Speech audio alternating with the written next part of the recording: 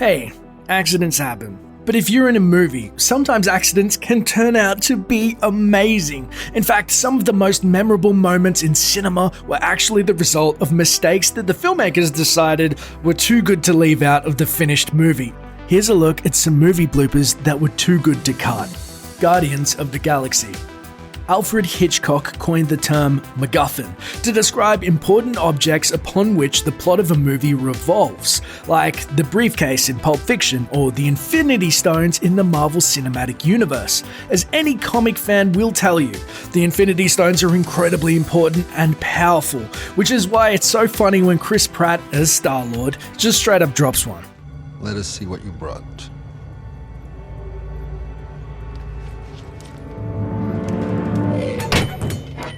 It looks totally scripted, but according to the DVD commentary, that was an actual moment of clumsiness from Pratt. But the moment works, so director James Gunn left it in. The Lord of the Rings, Two Towers. As war looms and the loss of Rohan seems imminent, Eowyn stares off into the distance as the camera reveals a wide scenic shot. As she does, a flagpole whips in the wind, and then, perfectly expressing the mood of uncertainty and destruction to come, the flag rips off the pole and flies away. The metaphor was not only beautifully apt, but it was also totally accidental. Director Peter Jackson didn't plan for this, it was just really windy on that day of shooting. The Princess Diaries. This movie made Anne Hathaway a star, and the DVD has become a slumber party classic for little kids. It's a classic ugly duckling story of a girl named Mia who finds out she's the heir apparent to a small European kingdom. But she's so very awkward, you see, falling down all the time, as she learns how to carry herself with the grace and poise befitting a royal. At one point, Mia is dancing on some bleachers in the rain at a private school with her best friend when she takes a pretty nasty tumble. Have to look just right. Number 3. That's no stunt woman. And that wasn't supposed to happen. Hathaway really did slip, falling hard, but it fit in so well with the character's awkwardness that it was kept in the finished film. Casino Royale. The idea was simple. Bond girl rides a horse along the beach and Daniel Craig swims up to her. But as he floated up, the actor ran into a sandbank, giving him no choice but to quickly stand up on his feet and stomp out of the water. Suddenly, Bond is standing there, muscled up body on display, along with some very revealing swim trunks. Casino Royale was a reboot of the Bond series, so most fans assumed this was an homage to the classic scene from the first Bond film, Dr. No, where Ursula Andress emerges from the ocean. But it was actually just a lucky accident. Raiders of the Lost Ark. Indiana Jones wasn't the only Raider of the Lost Ark in Raiders of the Lost Ark.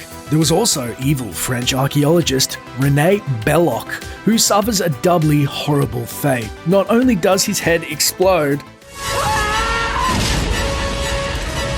but he also eats a fly. Well, okay, not exactly. During a close-up of actor Paul Freeman, a fly appears to crawl right down Belloc's throat.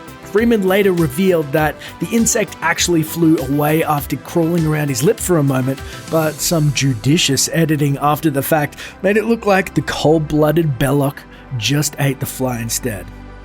The Usual Suspects. The police lineup scene early in the movie is crucial to the plot of The Usual Suspects. It's where all the criminal main characters meet to arrange a big heist. As each character steps forward to read the line police told them to read, none of them can contain their laughter, perfectly setting up the dynamic between the characters as well as their collective disregard for the cops.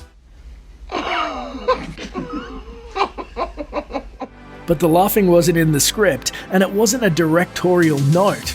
No, the cast of The Usual Suspects couldn't stop laughing because actor Benicio del Toro couldn't stop farting. Co-star Kevin Pollak says he farted on like 12 takes in a row. Director Bryan Singer got so mad with the cast's inability to focus that he yelled at them, which probably only made them laugh harder. Rain Man. Speaking of farts, Rain Man is that rare film that won the Oscar for Best Picture and also included one of the most memorable fart scenes in movie history. Brothers Raymond and Charlie are in a phone booth together and Raymond passes gas. Uh-oh, fart. Yeah, Charlie Babbitt, I'll hold. Fart. Did you fart, Ray? Fart. How can you stand that? I don't mind. That was real and accidental. Stars Dustin Hoffman and Tom Cruise both managed to stay completely in character, setting up a classic moment in cinematic fart history. Chris Hemsworth is one of those rare actors who can do it all. The Australian star clearly excels in action films, considering he's the mighty Thor of the Avengers in the Marvel Cinematic Universe. But he can also handle fantasy, comedy, drama, and even horror. This kind of versatility means that Hemsworth is regularly on set, and all those long hours can even make the biggest movie stars a little loopy. Well, the results have been caught on film. Here are some of the best Chris Hemsworth bloopers. Juggling act. Mjolnir, Thor's mighty hammer, is unmovable by pretty much everyone except the god of thunder himself. It's probably the most famous object in Norse mythology, and certainly the most famous tool in comics, this side of Captain America's shield or Batman's utility belt. Of course, the hammer Hemsworth carries around in all the Marvel films is just a lightweight prop, and apparently he can toss it around and juggle it quite easily. Okay, maybe not easily.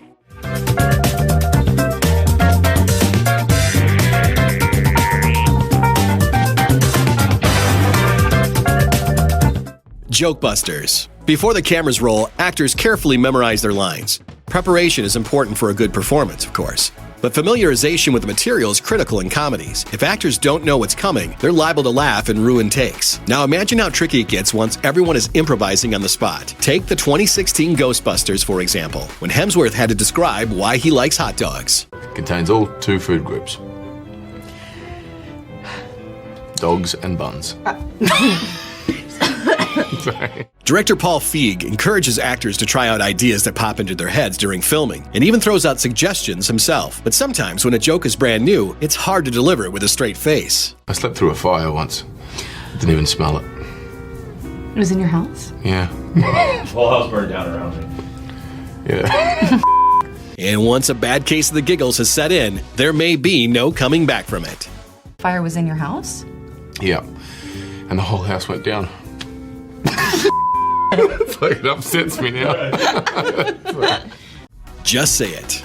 Certain scenes in Thor: The Dark World between Hemsworth and Natalie Portman's character Jane Foster are tender and emotionally powerful. Well, they were supposed to be.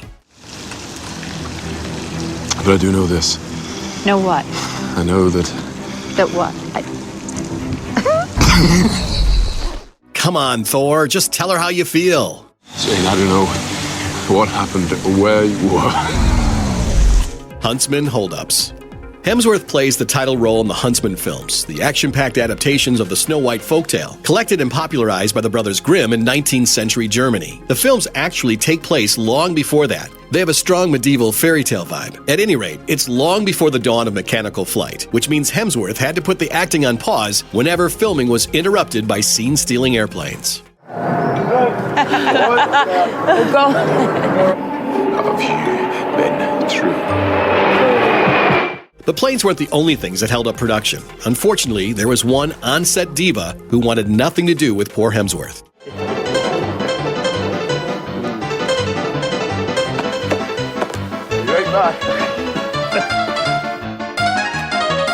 And then there was those moments where he had no one to blame but himself. Damn. That was the worst piece of acting ever. Do a little dance. What if you witnessed one of the strongest and most unbreakable objects on the planet crack in half and reveal itself for what it truly is? Some flimsy little objects glued together? Let's just say a little dancing solves most problems.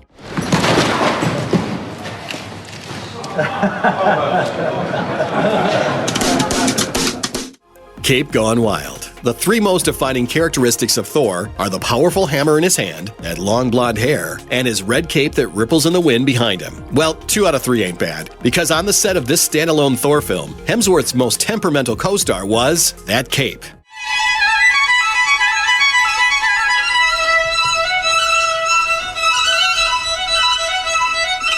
In addition to the cape issues on the Dark World set, it apparently wasn't clear to some people whether certain scenes had finished filming or not. Well, I believe you were and you weren't. Hey. Hey, we're still going. Dwayne "The Rock" Johnson can kinda do it all, successfully transitioning from a career as one of the most popular and accomplished wrestling stars of all time. He's gone on to a Hollywood career that spanned everything from action flicks like the Fast and Furious franchise, to family films like The Tooth Fairy, to comedies like Central Intelligence. Johnson is a likable guy who always seems happy to be wherever he is, and he never takes himself too seriously, particularly on movie sets. Here's a look at some bloopers that make us love The Rock even more. Walking tall. Johnson is tough, the kind of guy who could easily smash things without the need for special props or stuntmen to do the dirty work for him. At least one would think that would be the case. When the wrestler was cast in one of his first major lead roles, as Chris Vaughn Jr. in the 2004 remake of the 70s classic Walking Tall, he discovered that his toughest enemy wasn't the bad guy at all, but rather a particularly obstinate car taillight.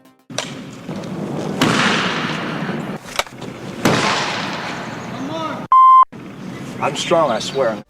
Journey 2: The Mysterious Island. A not-so-little-known fact about Dwayne "The Rock" Johnson: dude is seriously jacked. His muscles are absurdly large. So on the set of Journey 2: The Mysterious Island, he decided to let his body do the talking instead of his mouth, to hilarious effect. What is this place? The game plan. It's almost like Johnson went full method actor with this blooper.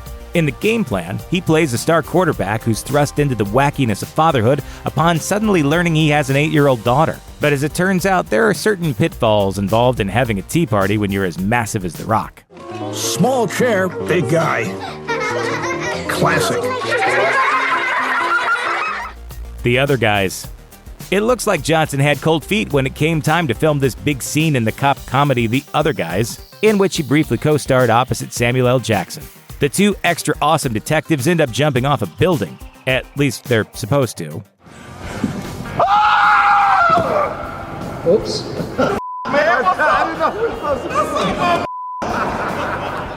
Central Intelligence. In this clip, Johnson shows he's not too tough to take a little ribbing. After he admits to the character played by comedian Kevin Hart that his name is made up, Hart gives him a pep talk, arguing that having a made-up name isn't such a big deal. Hart then rattles off a bunch of cool names that everybody knows aren't real, including someone very familiar to Johnson. You think Mr. T and Sting and The Rock, you think those guys are real? That's a bunch of dumbass nicknames by a bunch of dumbass people. The Tooth Fairy. Well, there's a magazine for everything and everyone, even tooth fairies. In this blooper from the set of the family-friendly comedy The Tooth Fairy, in which Johnson plays against type as a tooth fairy, he shows that he's still a man with needs.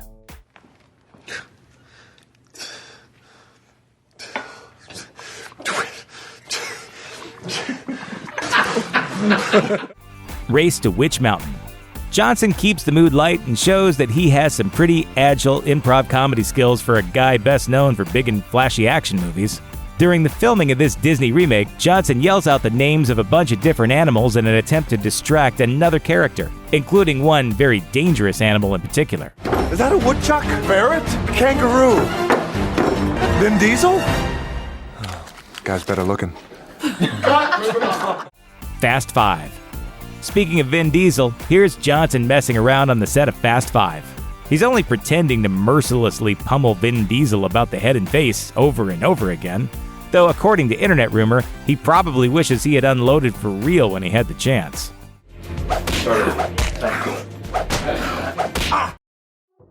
You can't make a great horror movie without also making a few mistakes. The final girl bursts out laughing during a big escape scene, the blood-spewing machine malfunctions and saturates the entire set, the flesh-eating swamp monster trips over his own tentacles and falls down a flight of stairs. Sometimes these clips get relegated to the gag reel, while in other cases they're so good they end up in the final film. Either way, here's a look at some great bloopers that will change the way you see these horror movies.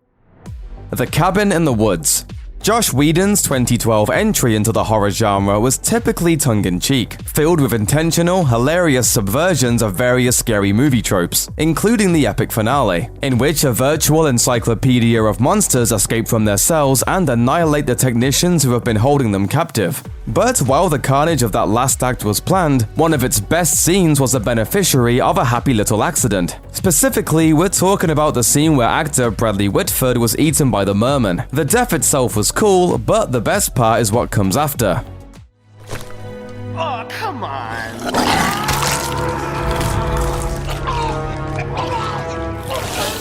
The blowhole shooting blood is hilarious, but it's also not what the filmmakers originally planned. With only the one scene to shoot, the effects crew decided to use their entire remaining supply of fake blood. So instead of a little burp of blood, the merman blew like Old Faithful, and kept on blowing, until the blood ran out and the geyser-like effect was replaced by a, farty red mist. Effects master David Leroy Anderson of AFX later said, "I love the wide shot in the behind-the-scenes video where the blood keeps going and going, because it reminds me of that night, which was just hysterical. I kept thinking, how are they going to use this? He's sitting there flapping like a fish, and it looks like a hose spraying blood everywhere, but the way they cut it together was perfect."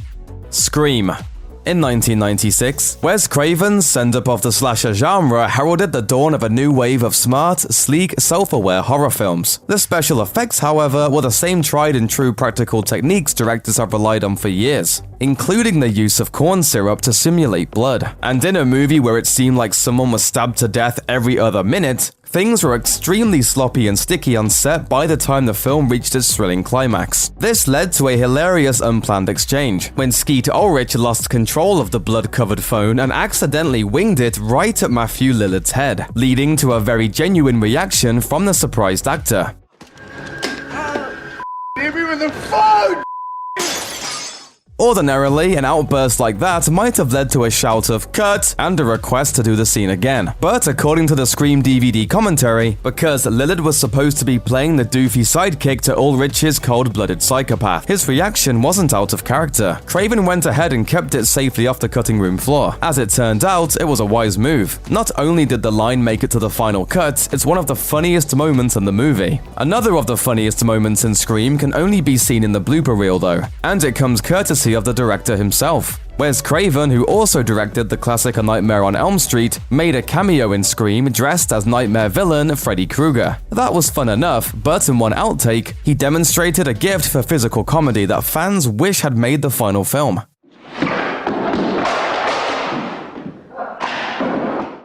Scream 3. The third entry in the Scream franchise was also improved by an on-camera mistake. The exciting conclusion to Wes Craven's Scream trilogy is full of scripted suspense, but one of its most action-packed fight scenes has a big blooper right in the middle. According to an encyclopedic collection of Scream 3 trivia, the confrontation between Neve Campbell and Scott Foley includes an actual genuine stabbing, in the moment where Sidney leaps over a bar and nails Roman in the back with an ice pick.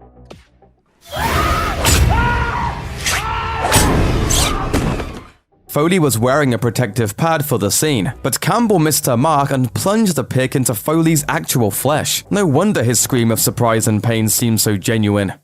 The Descent.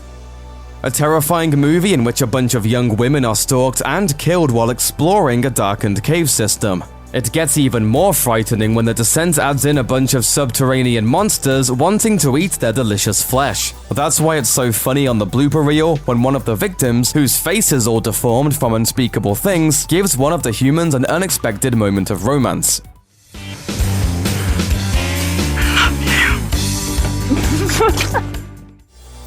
House of Wax. The 2005 remake of the 50s horror classic House of Wax starred WB heartthrobs such as Chad Michael Murray from One Tree Hill, Jared Padalecki from Gilmore Girls, and the socialite, reality star, and night vision camera owner Paris Hilton. To her credit, the often dispassionate Hilton gives everything she's got to her performance as a scream queen, shrieking bloody murder as the script requires. The screaming is intentionally annoying, but still not nearly as annoying as the actual car alarm that went off during a scene in the woods, ruining the shot.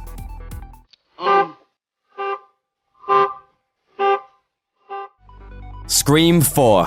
Acting can be magical when a director gets a perfect, believable reaction from a performer, like one of abject terror in a horror movie, for example. Or you can just pull a prank on an actor on a set of a horror movie and scare him for real. On the set of Scream 4, Eric Knudsen was apparently supposed to open a door and find nothing there. Instead of nothing, however, there was something actually pretty frightening, especially if you're not expecting it.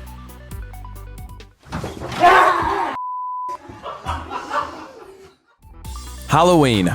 Star Malcolm McDowell is always an imposing presence who dominates every scene he's in, whether he's playing the hero, an anti-hero, or a villain. In Rob Zombie's 2007 version of Halloween, he plays Dr. Samuel Loomis, the former psychiatrist of crazed murderer Michael Myers. Myers eventually comes for Dr. Loomis, of course, and he cowers in fear in a darkened house. But when Myers smashes through the door to get him, McDowell seems taken off guard. Apparently, he didn't realize they were filming that bit yet.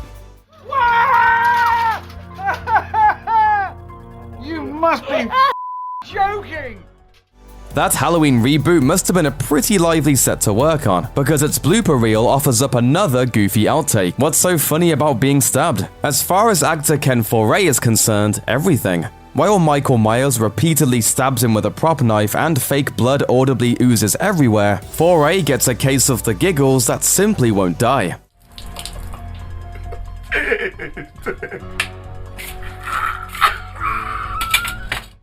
Jennifer's Body.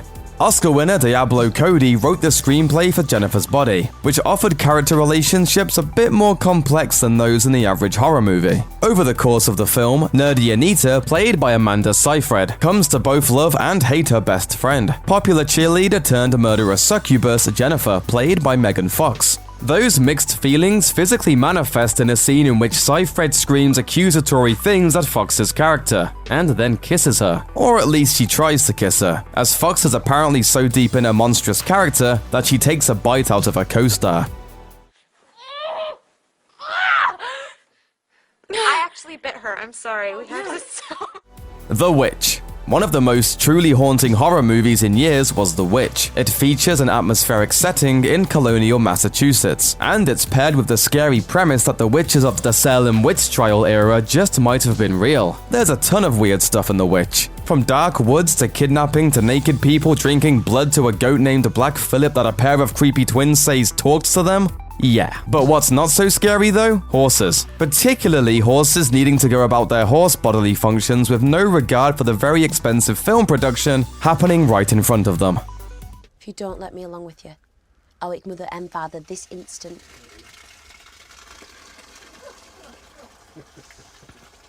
The Silence of the Lambs. Anthony Hopkins deservedly won an Academy Award for Best Actor for his performance as cannibalistic serial killer Hannibal Lecter in The Silence of the Lambs. Famously, it was one of only a handful of horror movies to ever take home major Oscars. Hopkins is one of the best actors in the world, and as such is quite versatile. He played an American president in Nixon, and a repressed English butler in The Remains of the Day. He even played Rocky Balboa once. No, really, he did. While his face and shirt were covered in blood during a twisted and hilarious outtake on the set of The Silence of the Lambs, he brought his inner Rocky out for the world to see.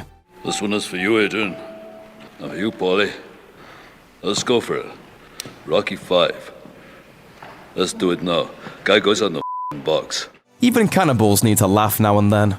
Shaun of the Dead. Zombie-driven horror comedy Shaun of the Dead made a movie star out of Simon Pegg. It also reunited the actor with his collaborators from the cult British sitcom Spaced, including director Edgar Wright and co-star Nick Frost. They're all good friends and seem to share the same comedy hive mind, which means Pegg and Frost frequently ad-libbed and goofed off on the set of Shaun of the Dead, ruining takes but cracking up each other and anybody else in the vicinity. Okay, just Now, why don't Rick and the rest of the gang on Walking Dead just try that next time? Kaley Cuoco was a seasoned screen veteran long before she started working as Penny on The Big Bang Theory, but even she isn't immune to the odd flub on the set every now and then. Here's a look at some of the funniest goofs from a very funny career. Let's get poppin'. In a 9th season episode of The Big Bang Theory, Jim Parsons' Sheldon makes a video for crazy future Sheldon and starts the explanatory video for himself with some footage of Penny who, in this outtake, is just way too busy with her popcorn to care.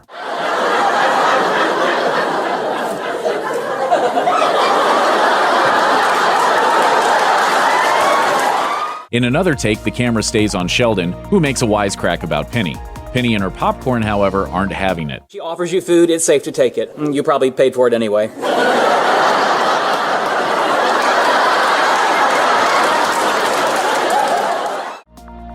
Oh, hi. As the script in this Season 3 episode was written, Cuoco's Penny reacts to a comment from Simon Helberg's Howard by sarcastically asking, "Are you high?" At first, it's co-star Johnny Galecki who flubs his follow-up line. Are you high? You'd have a better try that in English. The director resets the scene and gives instructions on where to start over, but Cuoco's still concerned about Galecki. Are you high? Still, that's not the end. My point is, I do not judge a book by... Hi. Doing it wrong. The Big Bang Theory characters hold the Star Trek franchise in high esteem throughout the series. One would think that all of that Star Trek stuff constantly on the set would have forced its way into Kaley Cuoco's brain. But that's clearly not the case, at least when she's supposed to be giving Spock's famous Vulcan salute. I am Spock. Did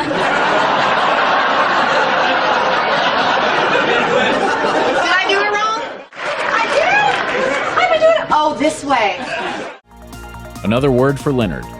In this blooper, Kaley Cuoco stumbles over a word she probably has to say more than any other in the line of duty. Leonard, the name of her character's neighbor, then boyfriend, then husband.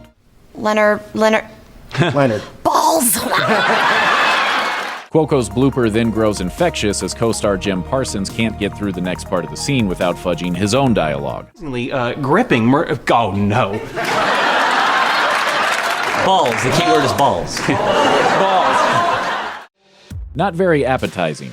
In the early seasons of The Big Bang Theory, Penny makes ends meet waitressing at the Cheesecake Factory while pursuing her dreams of being an actress. To save money, she subsequently exploits her proximity to the guys by helping herself to their food as well as their Wi-Fi. In this 5th season episode, Penny casually enters the guy's apartment to get the new Wi-Fi password, but doesn't seem to understand what one actually does with Wi-Fi. Okay, if you can't get me to stop eating your food, what makes you think you can get me to stop eating your Wi-Fi? Just a little teasing. The ABC sitcom 8 Simple Rules for Dating My Teenage Daughter was Kaley Cuoco's first major role on a successful show. She portrayed the slightly rebellious and independent daughter of beloved TV icon John Ritter. The kid versus adult struggle at the center of the show becomes comically real in this blooper from the first season. Stop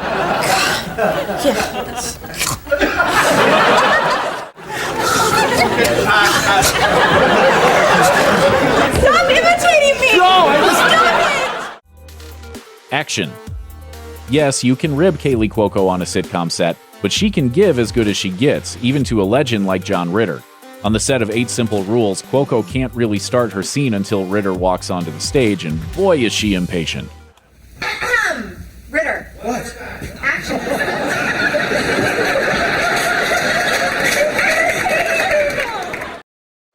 Along with behind-the-scenes features and the occasional Marvel one-shot, the gag reels are a favorite staple of Marvel Blu-ray releases. Fans not only get to laugh, but we also see the bonds formed behind the scenes. And it's hard not to fall in love with them just a little bit. Here are some of the most hilarious bloopers and gags waiting on the Thor Ragnarok Blu-ray.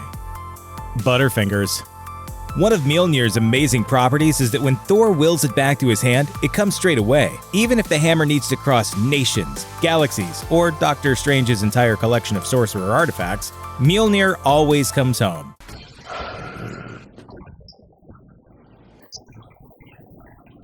Sorry. Unfortunately, Mjolnir's fantastic abilities are one thing, and the properties of Thor Ragnarok's props are another. The Blu-ray's gag reel proves that either someone off camera wasn't very good at throwing, or the cast just isn't very good at catching.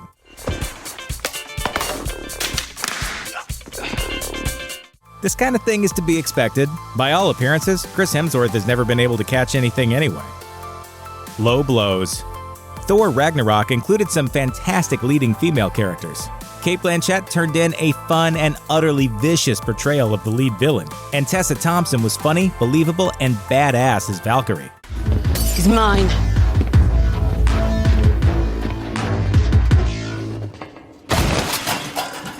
And that just makes the number of crotch shots that happen during filming even more fitting, especially since almost all of them come unintentionally from Blanchett, Thompson, or Thompson's stunt double. I'm good. Fine. Pew pew! You may be familiar with the story that while filming lightsaber duels in the Star Wars prequels, Ewan McGregor had to make an effort not to make his own lightsaber sounds. To begin with, it was quite difficult not to make the sound. Yeah. And also when it goes away, because it makes that nice shh noise when it goes down. Well, apparently, it's not as uncommon as you'd think. The Ragnarok gag reel shows us a number of shots when Cate Blanchett had to stop because she realized she was making comic book sound effects. I shouldn't make the noises with my mouth, should I? Warm up. Not everything on the gag reel is a blooper. Sometimes perfectly reasonable things like warming up between takes just looks funny.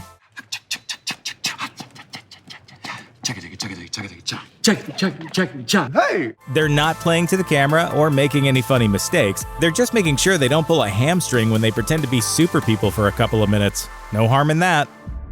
All fall down.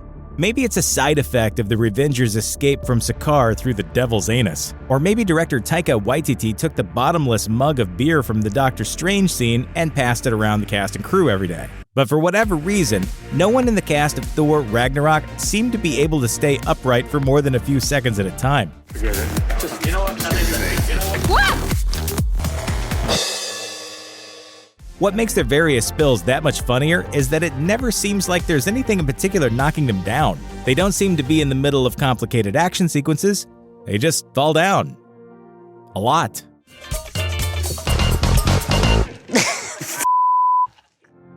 Avenging Bros. While Chris Hemsworth and Mark Ruffalo don't have the same chemistry going as Iron Man and Hulk did in the Avengers, they've got their own buddy feel in Thor Ragnarok. Though it's definitely more odd couple. I smashed you. Yeah, sure. Baby arms. What? Baby. Moron. Big child. Thor, go. I am going. Almost 2 years before the film's release, Mark Ruffalo compared the Thor-Hulk relationship in Ragnarok to the one between Robert De Niro and Charles Grodin in 1988's Midnight Run. It's a love-hate relationship, but the two still share some hilarious moments in the gag reel. I thought you were gone forever. I'm glad to see you back. You're ruining my disguise. Unique skill. The Grand Master of the comics isn't a particularly fun guy, unless you think fun is to habitually kidnap superheroes to make them fight for your amusement. Regardless, Jeff Goldblum's realization of the character is one of the best reasons to see Ragnarok. You're officially pardoned from life. And when he shows up in the gag reel, he definitely leaves an impression, most notably when he demonstrates his real-life superpower. Watch this, Dancing Fools. Most of the Marvel gag reels feature bits of the cast breaking into dance while filming, and the reel for Thor Ragnarok is no exception. But while the cast occasionally cut a rug, the fanciest feet on the set undoubtedly belong to director Taika Waititi, who apparently never stops dancing. A day on the set working with Taika involves hijinks, dancing. Yeah, he's just a big kid. In the end, all that playtime translated into an incredibly fun movie. So maybe Taika Waititi is onto something. That is how you make movies. After first finding American fame on the goofy 90s sitcom Two Guys, a Girl, and a Pizza Place, Ryan Reynolds moved on to play leading roles in multiple romantic comedies, as well as action flicks like Blade Trinity, Green Lantern, and of course, Deadpool, the role he was born to play. Reynolds always brings a playful edge and a sharp sense of humor to his roles, which can lead to a lot of extra footage and hilarious outtakes. Here are some of Ryan Reynolds' best bloopers. Deadpool. With Deadpool, Hollywood finally figured out what to do with Ryan Reynolds. The fictional character blended so seamlessly with Reynolds' real-life sense of humor that the movie relied heavily on Reynolds' improvisation. It's very nice to see you, Schwarzenegger. However, only one take of a scene can make the final cut, meaning there's a lot of Deadpool outtake footage. Before Wade Wilson becomes Deadpool, he submits to some highly questionable medical experimentation. He keeps his spirits up by making fun of his captors, which gives Reynolds a chance to rattle off different insults. You're gonna leave me all alone here with Henry Winkler? You're gonna leave me all alone here with Hey you guys? You're gonna leave me all alone here with Chris Angel, Mind Freak? Then there's this scene, where Deadpool shows up at the X-Men mansion and talks about the joys of joining the team. Yeah, that's right. I can't wait to join the gang. Can't wait to give Beast a nice little belly rub. It's gonna be great. Blade Trinity. What few comic moments there are in the dark and violent conclusion to Wesley Snipes' Vampire Hunter trilogy come courtesy of Ryan Reynolds, even though Blade himself ignores most of those jokes. In this blooper, director David S. Goyer let Reynolds riff in character, describing his character's musical taste in the process. Me? I'm more of a Kenny G fan myself, you know? Early stuff, though, before he sold out. Me? I'm more of a Clay Aiken fan.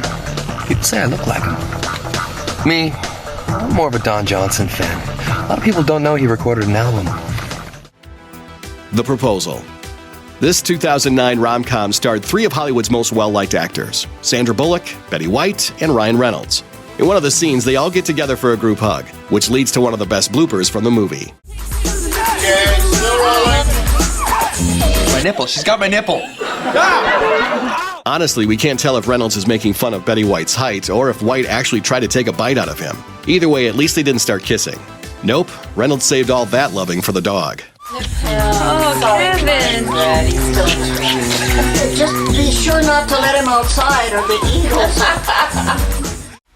The Hitman's Bodyguard. Regardless of your religion, nuns are generally regarded as people you don't mess with. So, of course, that's what Ryan Reynolds does. In one scene for The Hitman's Bodyguard, Reynolds is in a bus with a bunch of clapping nuns. He waits for a quiet moment and launches a clap attack on the one sitting right next to him.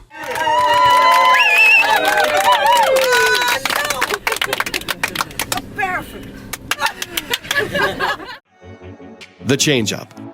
In this blooper from the Body Switch movie, The Change-Up, Reynolds reacts quickly when he can't remember his lines.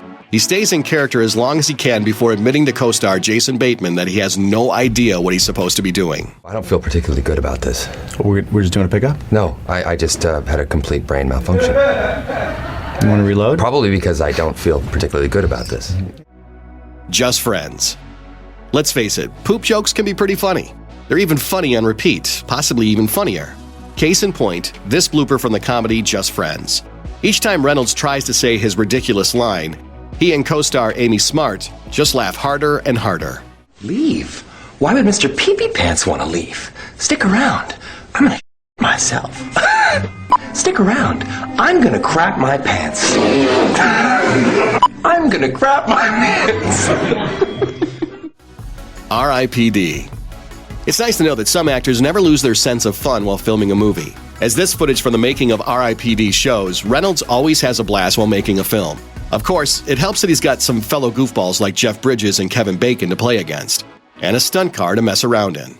I think I'll tell her I made some good investments. The was that? Are you okay? There's something undeniably entertaining about watching actors mess up a scene by flubbing a line, breaking character, or even walking into a wall. These classic movie bloopers are just as entertaining as the films they came from. In fact, in some cases, they're even better, and they've kept us cracking up for years. Smokey and the Bandit 2. More than 35 years after the release of Smokey and the Bandit 2, many comedies still run a blooper reel over the closing credits. And from Bandit's credits, it's clear that stars Burt Reynolds and Sally Field had a blast working on the film. When do we get started? That's my line. You say whenever you like. Whenever you like. It's all right, keep it rolling. This is good stuff. Yeah, I like this. Sadly, in the years since, a credits blooper reel has actually become a pretty reliable indicator that the movie itself isn't all that funny. You're wrong.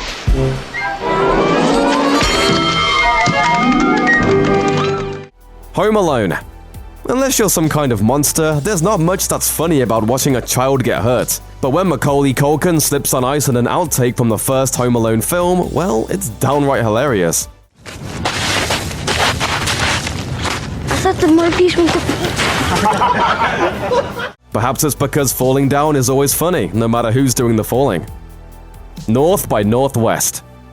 In one of Alfred Hitchcock's best films, North by Northwest, Eva Marie Saint's character pulls out a gun in a crowded cafeteria. As suspenseful as it is, viewers who pay close attention will know ahead of time that she's going to fire that gun. That's all thanks to a little boy in the background who plugs his ears 5 seconds too early. You little fool. You just stay away from me. Back to the Future. In this classic time travel comedy, Michael J. Fox's character, Marty, takes a swig from a bottle of booze while on a date with Lorraine, played by Leah Thompson. To his surprise, some Back to the Future associates decided to help him out by filling it with actual liquor.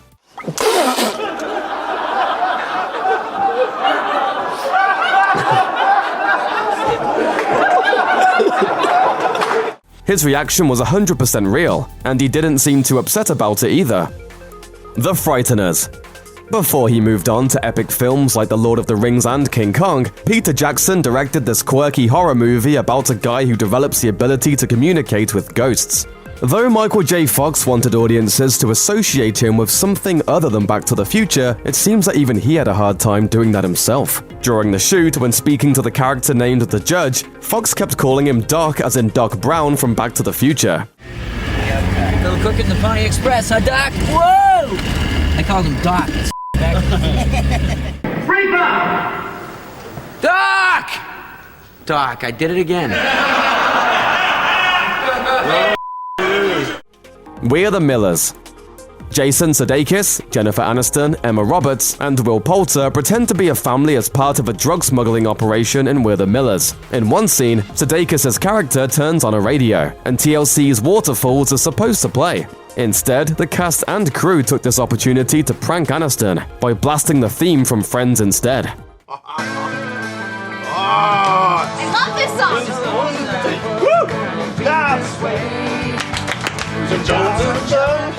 Aniston's emotional reaction made it totally worth it.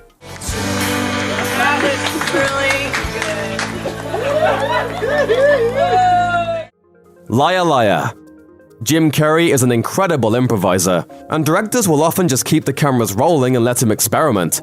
Liar Liar is one of Carey's most over-the-top comedic performances, and while the filmmakers couldn't use all of his hilarious improv in the film, they created a gag reel to play over the credits.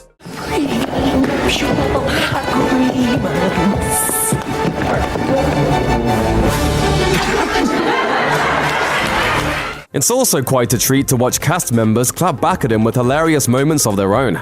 Your Honor, I object. You would! Overactor! Shut up! Star Trek. One thing unites the many Star Trek properties, from the original series in the 1960s to the world-expanding shows in the 80s and 90s to the big-budget film reboots of the 21st century. Spaceship doors never seem to work correctly. Sensors are configured. Come on. For generations, these characters just can't seem to exit a room. Raiders of the Lost Ark. The classic Indiana Jones flick, Raiders of the Lost Ark, is a film with a mistake that actually made it into the final cut. And it's kind of a gross one, so of course we can't look away. In an extreme close-up on actor Paul Freeman, the camera captures a fly landing on his face and crawling right into his mouth. Your persistence surprises even me. You're gonna give mercenaries a bad name. In an interview with fan site The Indie Experience, Freeman claims that the fly never actually went into his mouth, but that an editor played around with frames to make it look like it did. The effect is gross enough that there's really one appropriate reaction.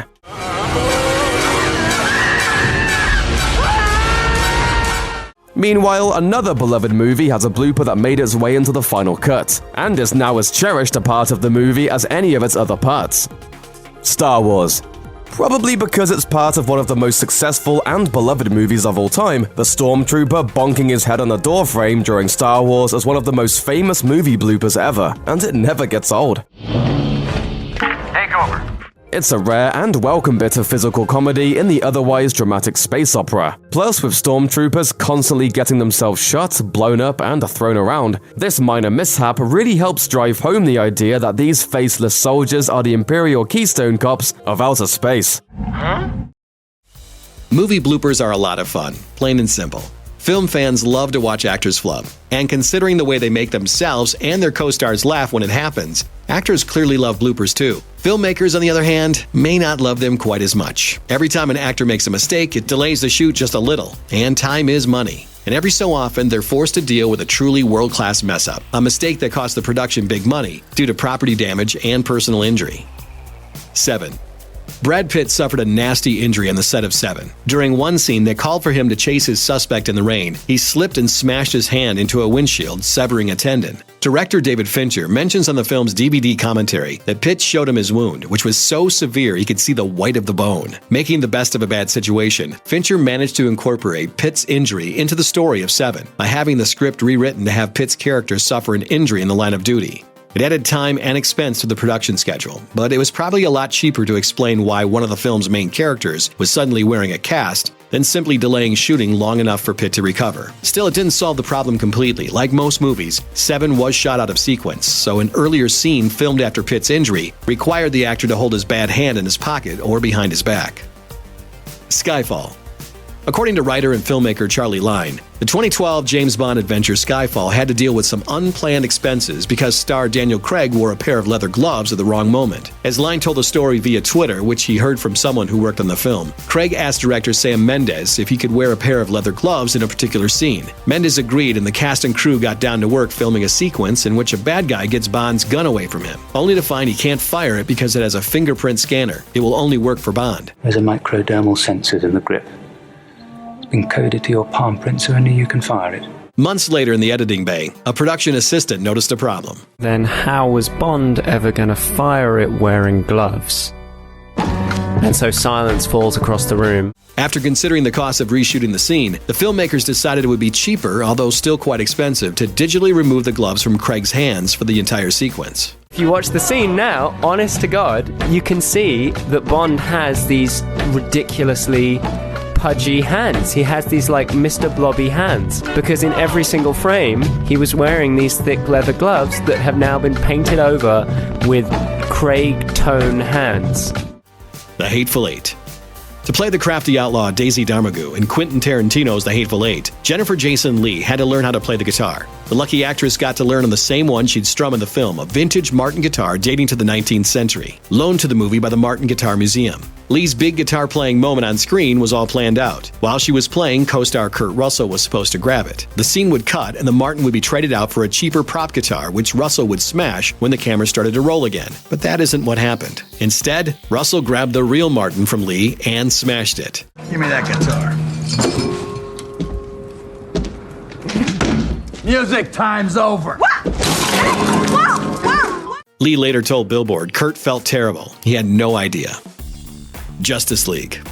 Sometimes it's not the actor who goofs up, it's the studio responsible for the movie, and then they have to fork out the cash to make things right. Warner Brothers had to reassemble the cast of Justice League in the summer of 2017 for some crucial reshoots. Henry Cavill, who plays Superman, was among those summoned, but there was a problem. He'd grown a mustache for his next role in the 6th Mission Impossible movie, and was contractually obligated to keep it until MI6 was finished filming. The facial hair scheduling snafu left Justice League's visual effects technicians with the job of digitally removing Superman's mustache. Effects expert Dave Fleet told Business Insider, "It could cost millions. We would need to build a 3D model of the face and then shade the surface of the skin to look realistic. We would then need to track the 3D model to the movement of his head and potentially reanimate his mouth." That mustache has got to go. It makes you look like a total geek. It makes you look like a total geek. The Avengers. Marvel's superhero team isn't the only Avengers in pop culture. There's also The Avengers, a 1960s British spy TV series. The 1998 film adaptation starring Ralph Fiennes and Uma Thurman was a critical and commercial bomb, but the movie made headlines for another type of detonation. While the crew filmed an explosion for the movie, a few rogue sparks drifted away and hit the roof of the studio, starting a fire that was definitely not part of the plan. A set worth a reported $1.6 million was destroyed, along with the hopes of any sequel. Never trust the weather, Sir August.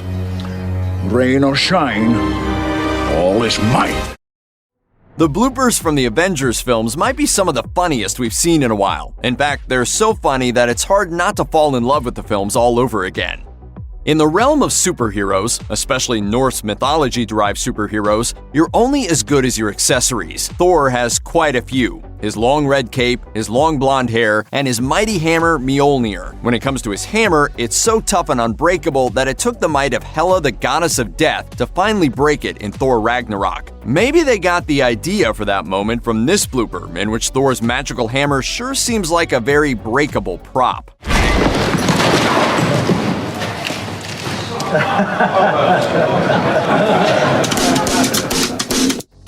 One of the few things as iconic as Thor's hammer in the MCU is Captain America's shield. It's about as classic as superhero equipment gets, and it's so powerful that Cap routinely busts through walls and locks with it. Unfortunately, the real prop shield they use in the filming is a lot less useful than its fictional counterpart.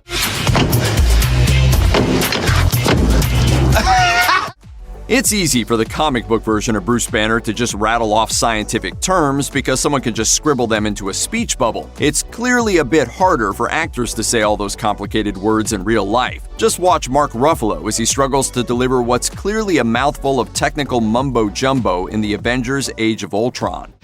Pluripotent cells inside a xylo. Pluripotent cells into a xylon cycle. In a deleted scene in Iron Man 3, Trevor Slattery successfully passes himself off as a Russian over the phone, which leads to Colonel James Rhodes asking him to try out a number of other voices. It's really just a chance for Academy Award-winning actor Sir Ben Kingsley to display his acting ability and dialect talent, because he can handle every suggestion actor Don Cheadle throws his way. The Jamaican guy. I come from Jamaica. Hey, can you do French? Alors, je suis français. Can you do like a Spanish? I can do, but... Shut up! Well, almost every suggestion. Can you do British? Well, I'm British. When Bruce Banner turns into the Hulk to punch a giant alien in the Avengers, it's a stand-up and clap moment. However, as it turns out, that wasn't exactly the first instinct that actor Mark Ruffalo had when facing down a CGI monstrosity. Dude, you're on your own! Considering how terrifying the aliens looked on the big screen, it's hard to fault Ruffalo's acting instincts. Paul Bettany used to just provide the voice of Jarvis in the Marvel Cinematic Universe, but these days he's using his whole self to play Vision. Bettany is barely recognizable under all that red makeup. While he certainly looks the part of the super advanced robot, he's acting more like a malfunctioning computer in this blooper from Captain America Civil War. Ms. Maximoff Ms. Maximoff manipulates molecular polarity. One of the most impressive things about the MCU is that the actors are able to take it all seriously when surrounded by goofy costumes and CGI monsters. It's the kind of true commitment to character that explains why they get paid so much. However, that doesn't mean there aren't a few moments where that seriousness cuts out. In this lineup of stern, determined-looking heroes for Avengers Infinity War, Benedict Wong just couldn't keep the steely resolve in his face for more than a few seconds.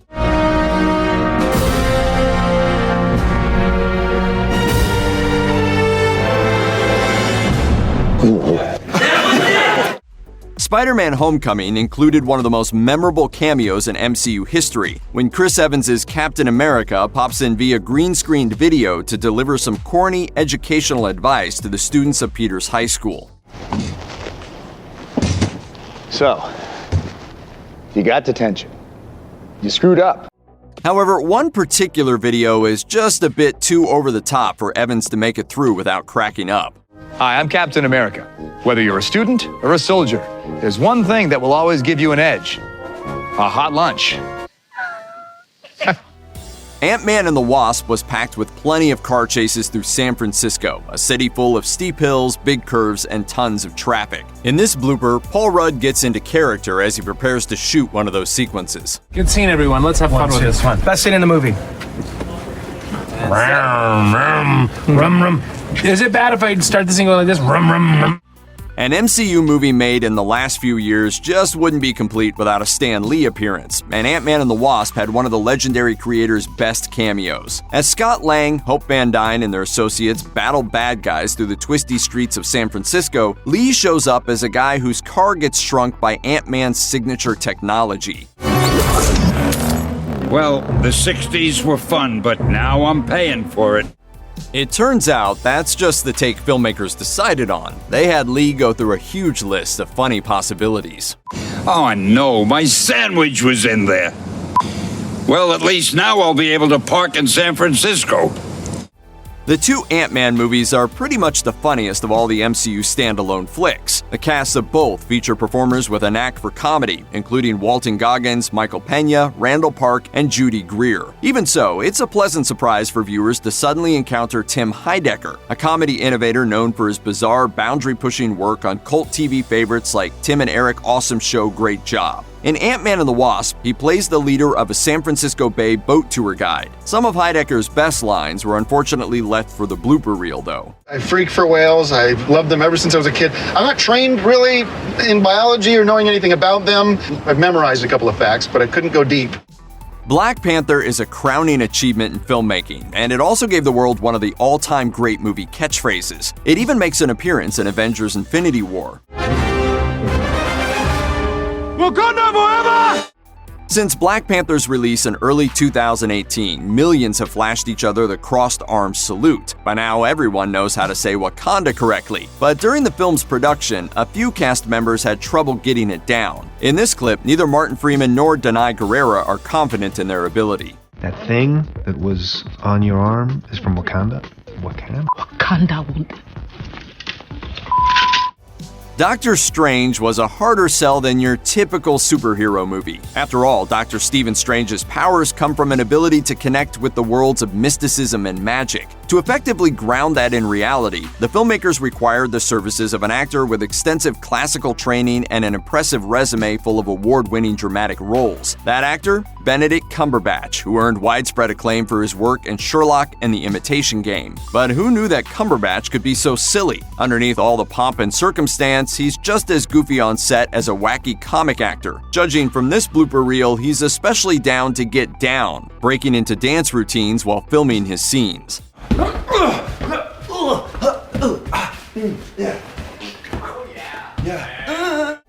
It's apparently contagious, because most of his co-stars got in on the dance craze too. One of television's longest-running hits is America's Funniest Home Videos. Debuting in 1990, this long-running series has delighted the masses with miles of poorly shot and grainy footage of grown men getting hit in the private parts. The MCU movies, for all their big-budget set pieces, aren't immune to that simple joy getting included on the blooper reel. Did I get your testicle? I'm good. Fine. In the 80s and 90s, Jeff Goldblum brought a disarming charm and off-center sensibility to his roles in otherwise straightforward movies like Jurassic Park and Independence Day. In doing so, he made them much better than they would have otherwise been without him. It makes sense then that when director Taika Waititi took the Thor movies in a cosmic and comedic direction with Thor Ragnarok, he brought Goldblum in for a role. Goldblum plays the Grand Master, the most hedonistic of all the elders of the universe. The actor brings his trademark looseness and an almost jazz-like approach to the movie, which is noticeable even when he's goofing off between takes. Watch this,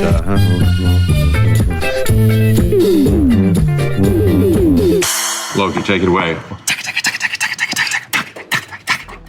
Thor's wardrobe is about as eye-catching as the lightning that often accompanies the character. In addition to Chris Hemsworth's own indisputable good looks, Thor usually rocks a tight metal shirt, rad pants, and one undeniably great cape. But while the accessory might be stylish, it can be pretty temperamental. On the set of Thor: The Dark World, Hemsworth tries his best to act, but he has trouble due to an unpredictable co-star, his cape.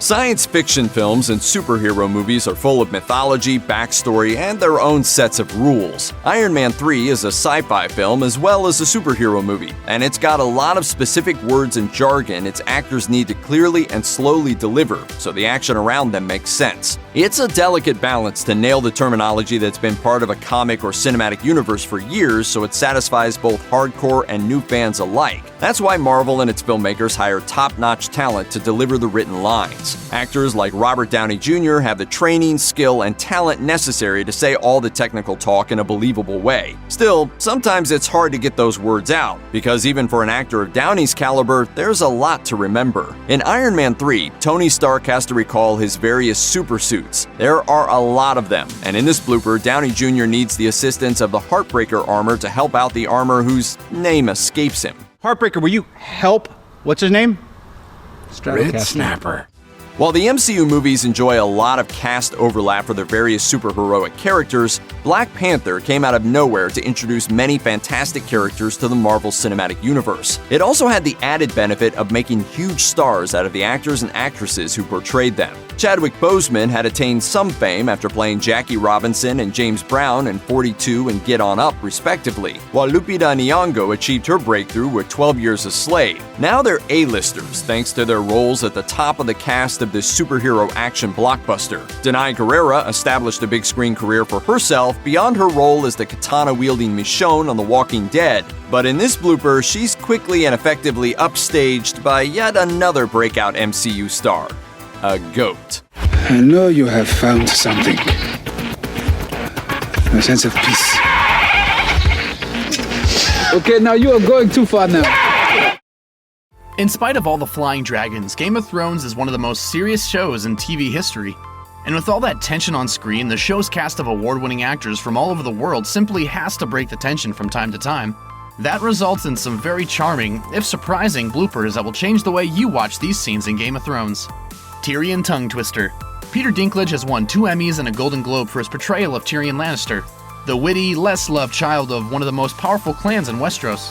Dinklage has excellent diction, honed over a long career in front of cameras, and yet certain words on certain days can still escape him. In this blooper, Dinklage can deliver a mouthful of George R.R. Martin's invented names, but he can't get a handle on a common English word, no matter how hard he tries. The wise masters of Yonkai and the benevolent. A watery grave. While off screen and awaiting his fate for being arrested for the murder of King Joffrey, Tyrion has a serious question for his brother Jaime Lannister. What's the punishment for regicide? Drawing and quartering? Like any good brother, Jaime gives him the brutal truth, and apparently that truth is enough to make Tyrion lose control of his bladder. Drawing and quartering? Beheading. Hound vs. Axe. In the 6th season of Game of Thrones, the Hound, played by Rory McCann, has been taken under the wing of Ian McShane's kind brother Ray. In one scene, the Hound is hard at work chopping wood while brother Ray walks up to talk to him. The final cut has him effortlessly slicing logs, but behind the scenes, it didn't go so smoothly. I don't believe in you, Seven. Bastard. Strong and silent. Esteemed British actor Charles Dance was well cast as the mighty and imposing patriarch Tywin Lannister. As one of the finest actors of his generation, he gives even the most dramatic scripts a little something extra. That's probably what people on set thought Dance was doing when he took a long, thoughtful pause during a scene. Was he acting? Nope. Do I say something? Is it me? What do I say? What? Wedding date. Maybe forgetting a line and making it look like really good acting runs in the Lannister family. When Tywin asks his daughter Cersei Lannister when her wedding would be, Cersei pauses for some of that Lannister dramatic effect. When would the wedding take place, in your mind? Can't remember. It seems that, like her on-screen dad, she just happens to look super serious when she's trying to think of her lines. Lannister lingo. On the other side of the coin, actors are just as liable to say too many words at one time and deliver a bunch of gibberish. In this blooper, it happened to Nikolai Coster-Waldau. When called out on violating a promise, Jaime Lannister has the perfect excuse. I was trying to get back. Burning back. Somebody almost got fired for this mistake. Literally. While filming a scene as Oberyn Martell, actor Pedro Pascal leaned against a wall, a little too close to where a torch was burning. Unlike a lot of other things on Game of Thrones, that torch was not CGI. It was real fire. And as Pascal is reminded, fire is hot. But now that I am imagining Polite flub. In what's supposed to be a serious conversation between Jaime Lannister and Brienne of Tarth, Nikolai Coster-Waldau is delivering his lines normally right up to the point he realizes he's saying totally the wrong thing. That flub doesn't make co-star Gwendolyn Christie break out into laughter. What does is Coster Waldau's genuine heartfelt apology for messing up the scene. Arya's dog hasn't been seen since her father was killed. What do you think happened to her? No, that's not what I'm saying. I'm sorry. Dance party. Tyrion's trial for the murder of Joffrey was a serious moment in Season 4, but during their entrance, Tyrion and Jaime just couldn't help lightening the mood with a full song and dance number. Their floor show continues all the way into the courtroom, and 2 helmeted guards behind Tyrion are even framed just like backup dancers. Too bad Tyrion's case couldn't be decided by a dance-off. It's always sad to watch your favorite character shuffle off this mortal coil, but it's even worse for the actors involved, who often have to film these emotionally difficult scenes over and over again. It's no wonder then that actors often try to lighten the mood by goofing off right as their character is kicking the bucket. Here's a look at some unexpected bloopers during death scenes. Inglourious Basterds. Sally Menke was an Academy Award-nominated film editor who worked on nearly all of Quentin Tarantino's films until she passed away in 2010. While working with Menke, actors and crew members on Tarantino's films would leave friendly messages for her while shooting, which she'd discover months later in the editing bay. Like this bit from Inglourious Basterds actor Til Schweiger. Sally, I am not dead. I just pretended. Now I'm gonna go after him and I'm gonna kick his Nazi. Dracula, dead and loving it. Mel Brooks virtually created the movie parody genre, making full-length parodies of entire film genres like Blazing Saddles, Spaceballs, and Dracula Dead and Loving It. In one scene, a pair of vampire hunters played by Brooks and Steven Weber needed to stake a vampire named Lucy. Weber barely held it together as the scene plays out a little more vigorously than he expected. Oh my God! The Avengers. All true fanboys and fangirls shed a tear at the shocking loss of S.H.I.E.L.D. agent Phil Coulson in Marvel's blockbuster The Avengers. But nobody took it quite as hard as Kobe Smulders, whose agent Maria Hill simply expressed what every one of us was feeling in that dreadful moment. Coulson, no! Oh God! You are the greatest man I ever knew! And she didn't stop there. You will be avenged! You will be avenged! I will get the Avengers, and you will be avenged, Coulson! Jaws.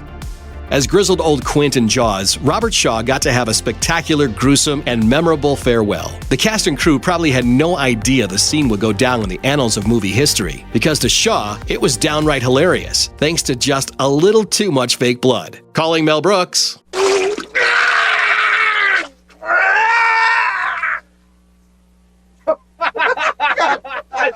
Guardians of the Galaxy Volume 2.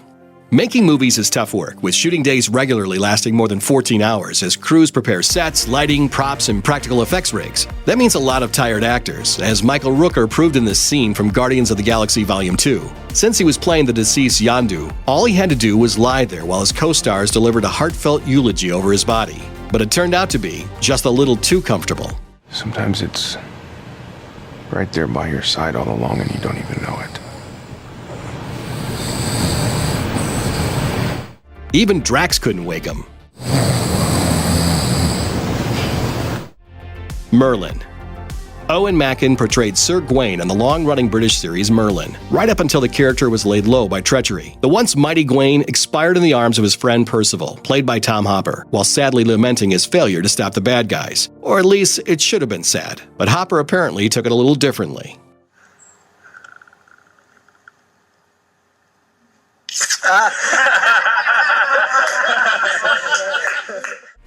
The Interview. In Seth Rogen and James Franco's controversial 2014 comedy The Interview, the duo played an American talk show producer and host sent to North Korea on a mission to assassinate the nation's leader, Kim Jong-un. Along the way, Rogen's character got into a fight to the finish with a North Korean agent. But as this blooper shows, the two actors weren't exactly treating it like a moment where life hangs in the balance. Slow push! Game of Thrones. When Jon Snow was assassinated on Game of Thrones by his own men at the end of Season 5, it was one of the most shocking moments ever on the HBO fantasy series. So, would the Red Witch be able to bring him back to life during Season 6?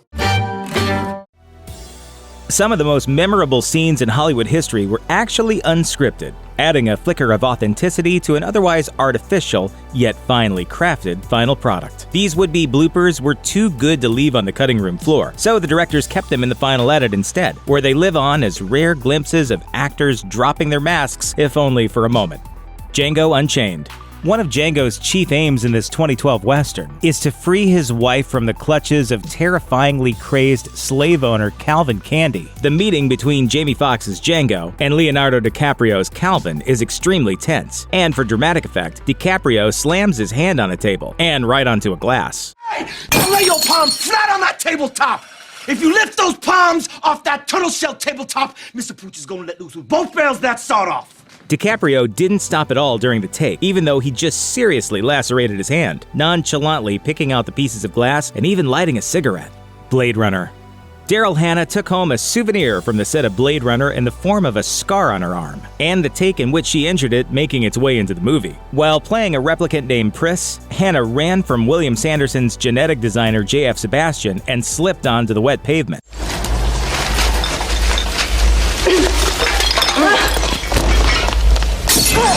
Breaking the window wasn't planned, but Hannah finished filming the scene, preserving what ended up being a fairly serious injury for posterity. The Hateful Eight. For her role as the manipulative outlaw Daisy in Quentin Tarantino's The Hateful Eight, Jennifer Jason Leigh had to know how to play a little guitar. She learned on a vintage 19th century Martin, on loan to the production from the Martin Guitar Museum. In one scene, Leigh's co-star Kurt Russell was supposed to yank the instrument out of her hands and smash it to smithereens, but the cameras were supposed to cut first so it could be swapped out for an ordinary guitar. Music time's over. But the cut didn't come, and Russell unknowingly destroyed the antique Martin, valued at $40,000. So Leigh's reaction is the real thing. True Lies.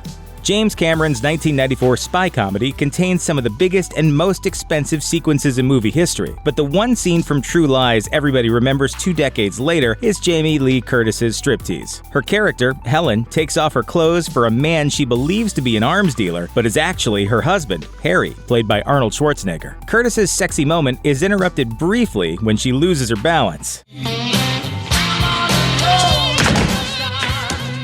It's a perfect Pratt fall with impeccable comic timing, but it wasn't in Cameron's script. Curtis didn't want to do the scene the way it was scripted, which called for her to get completely naked and filmed in silhouette. Cameron agreed to her changes, and they worked out the choreography without Schwarzenegger's knowledge. So that's a genuine reaction from Schwarzenegger, who thought the fall would ultimately just end up as a blooper.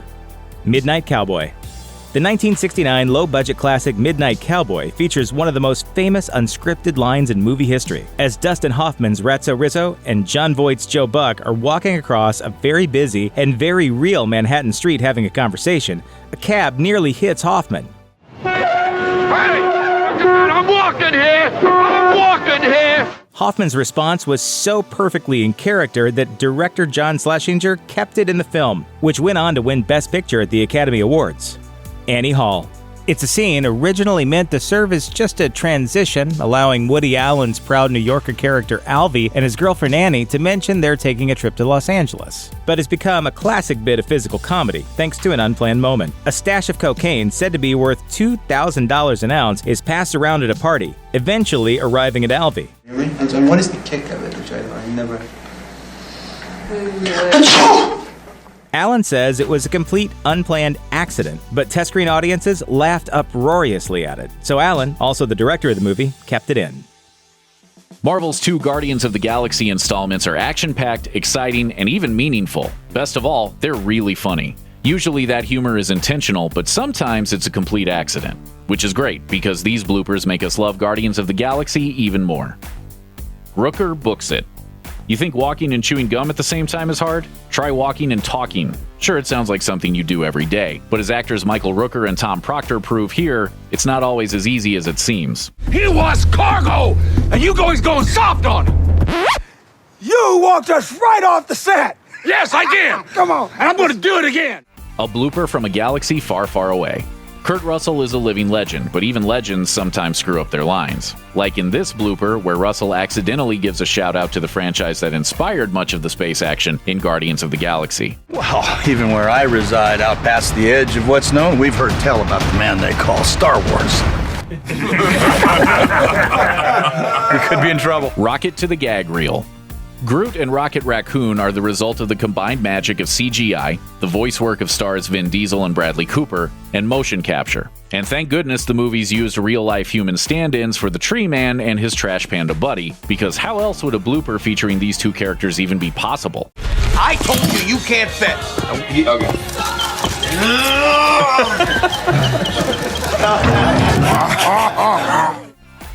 Nonsense! Here's a blooper-stuffed take that made its way into the final cut of Guardians of the Galaxy. While dealing with a rare goods dealer known as the Broker, Yondu frustrates and upsets the guy by mumbling a bunch of gibberish. It's a little more than co-star Sean Gunn could handle, and director James Gunn kept the result in the film. The high-end community it's a tight-knit group. The high-end community is a very tight-knit. I cannot... More nonsense. It's apparently no sweat for Michael Rooker to make up his own real-sounding nonsense words in a pinch, but give the guy some comic book/science fiction movie dialogue heavy on the technical side, and he just can't get the words out without stumbling. Whoops. Quadrant, we need an extraction quadrant. Lee Pace loses his place. Prior to joining the Marvel Cinematic Universe, Lee Pace worked primarily as an actor in more straightforward dramas. Those roles didn't necessarily prepare him for the bonkers role of Ronan the Accuser, as this blooper of Pace struggling to nail the role shows. Wait, one more time, what was that? So, then turn? Today, power becomes the only law. Wait, that's not right, is it? Chris Pratt doinks around.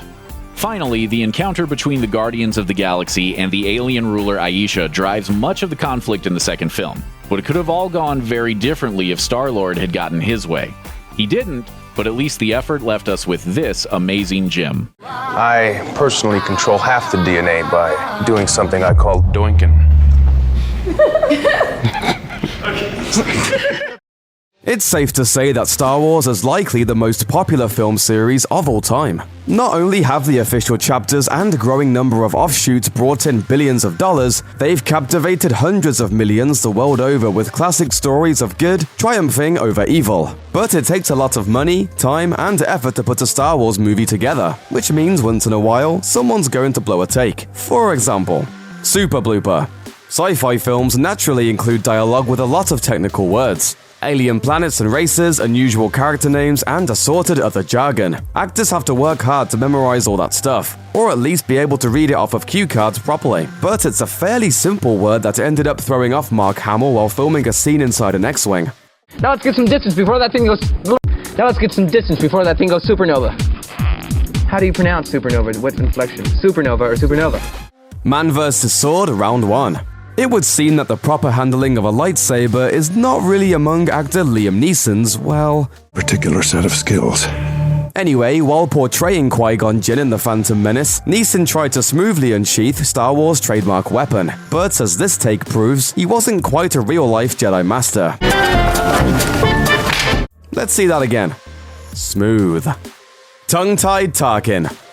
Bloopers can add a fascinating dimension to extremely familiar movie scenes. Take, for example, this well-known moment from A New Hope, in which Princess Leia begs and pleads with the stone-hearted Governor Tarkin not to blow up her adopted home planet. Actor Peter Cushing reels around to chastise her, but gets tongue-tied. No, Aldron, it's peaceful. We have no weapons. You would can't... prefer another target, a military target, then name name it, now, before I go home. Man vs. Sword, Round 2. At some point in the last 40 years, thousands of kids have staged an epic imaginary lightsaber battle in their bedroom. In this blooper, Hayden Christensen looks just like a Star Wars-loving little boy, up to the moment he loses his balance and feels the force of gravity.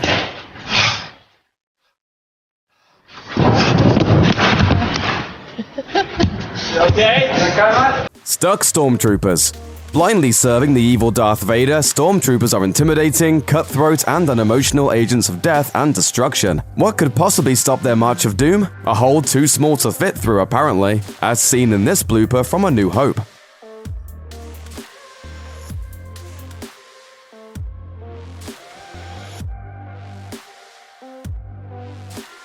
Droid down.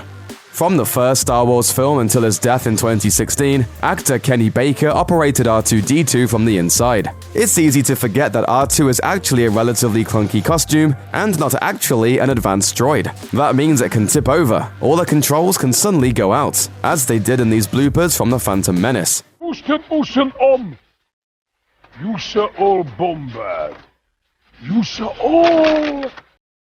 Hello, Daddy, Captain. Let it go. Saying the right words, moving your body around the right way, and interacting with other actors all at the same time and in the correct order can be a lot to remember. And if an actor screws up just one of those little things, it ruins a take. In this scene from Attack of the Clones, Hayden Christensen knew he was supposed to let go of Natalie Portman's arm. He just did it way too early. Where are you going? To find Obi-Wan. No, you're not. Let go of me. Obi-Wan Kenobi. After being offered the role of Obi-Wan Kenobi, but before taking the part, Alec Guinness called it fairy tale rubbish. He later wrote in a letter during filming that he didn't enjoy making the movie in part due to what he called rubbish dialogue. That resentment from the legendary English actor is on display in this blooper from the set of A New Hope, after he's upstaged by one of Chewbacca's hairy arms. Here's where the fun begins. Well, how long? Remember lines he cannot. Even the most vocal The Phantom Menace detractor, of which there are many, has to admit that a highlight from the first, long-awaited Star Wars prequel was the return of Yoda. Frank Oz returned to provide the Jedi Master's grammatically wonky voice, and even though Oz wasn't physically on camera at all, he still seemed to get nervous on set. Always two there are. No more, no less. Now I forgot. Can I cut, George? Whether she's laying waste to King's Landing or falling in love, Emilia Clarke has played a lot of intense scenes in movies and on TV. On set, though, she seems like a genuinely endearing person with a great sense of humor, and we've got the bloopers to prove it. Game of Thrones presented a unique series of challenges for all of its actors. The show wasn't exactly Full House, what with its location shooting in far-flung locales all over the world, dense literary dialogue, and special effects-heavy sequences. Emilia Clarke, in particular, had to continually juggle all of these elements as she portrayed Daenerys Targaryen, a character who traveled extensively, spoke multiple languages, and soared on the backs of fire-breathing beasts. However, everyone is human, even the mother of dragons, and mistakes will be made. For one scene, Clarke had to deliver a whole lot of dialogue in the tricky fictional language of Dothraki, while sitting on an inanimate device that would eventually become a CGI dragon. That's plenty for any actor to handle, and Clarke, understandably, had a few rough spots delivering her Dothraki lines.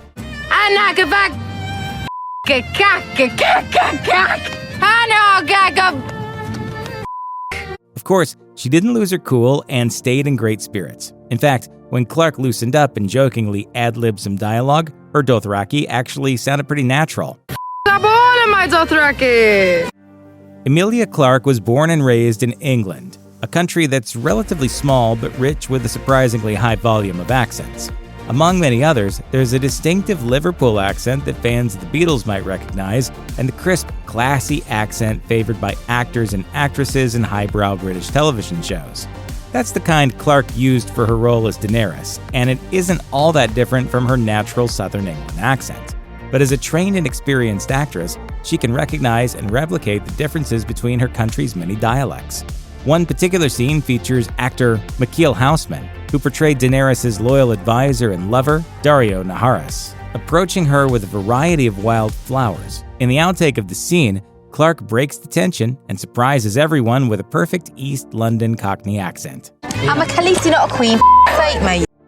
Obviously, Game of Thrones doesn't take place in any real historical time period. It's a sweeping fantasy set in a world of dragons and supernatural threats. Still, most of the characters seem to have British accents for some reason.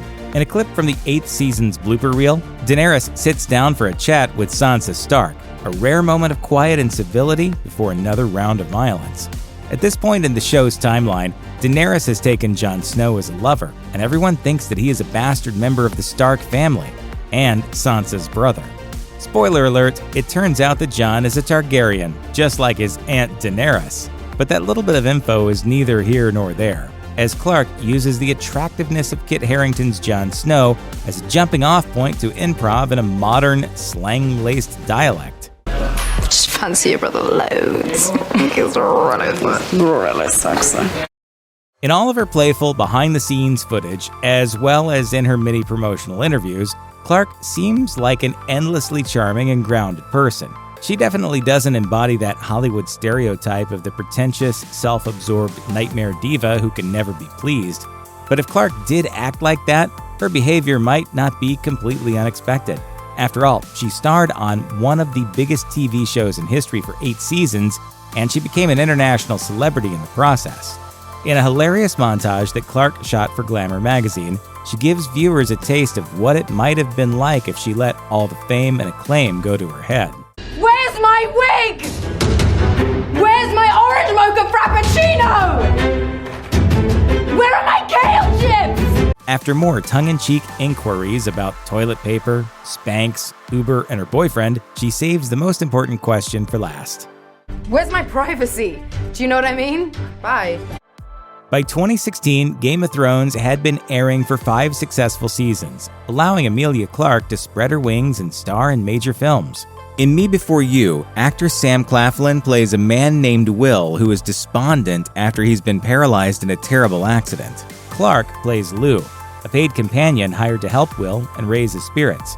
It should come as no surprise that after an awkward start, the two fall madly in love with each other. Lou is about as far away from Daenerys as possible.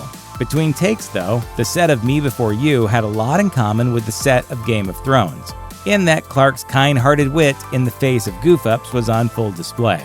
In one outtake, Clarke is supposed to be driving a car, but as we all know, cars don't work properly if the handbrake is engaged. That's what seems to be happening with this particular vehicle, and it immediately throws Clarke off her game until a crew member comes to the rescue. If you put my handbrake on. Handbrake, yeah, thank so you. Just give it a... It's a really good start. Emilia Clarke might always be most associated with the breakthrough role of Daenerys Stormborn of the House Targaryen, the first of her name, Queen of Meereen, Khaleesi of the Great Grass Sea, Mother of Dragons, and so forth. So many titles carry with them so much class and dignity, but at her core, Daenerys is just another person, and so is Clarke, possessing a regular human body that may make embarrassing sounds from time to time. It's unclear if an audible eruption on the set of Me Before You actually came from Clarke, or if it was the result of a squeaky couch cushion or some piece of malfunctioning movie-making equipment. But the telltale sound of a massive gas leak definitely emanated from Clarke's general direction. Somehow, her co-star, Sam Claflin, doesn't immediately laugh and keeps it together for a few seconds until he finally cracks up alongside Clarke.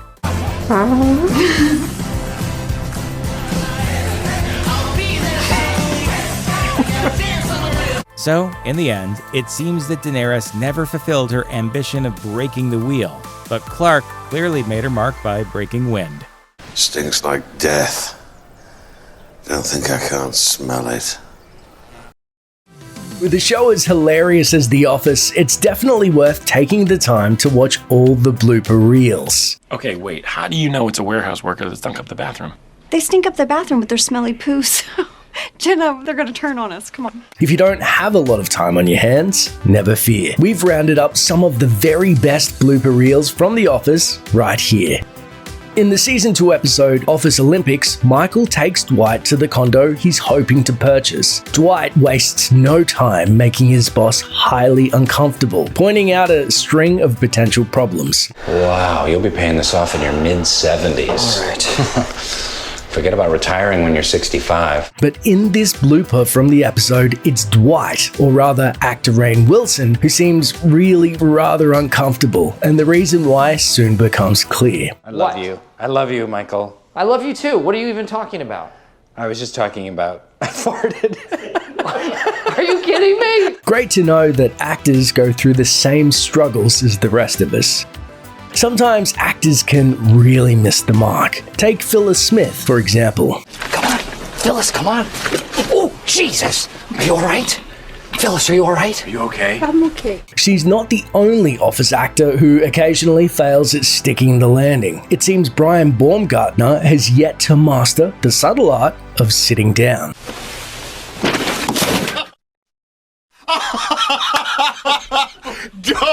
Don't you even keep that in there. Meanwhile, in the season 5 episode, Michael Scott Paper Company, Steve Carell encounters some serious car trouble.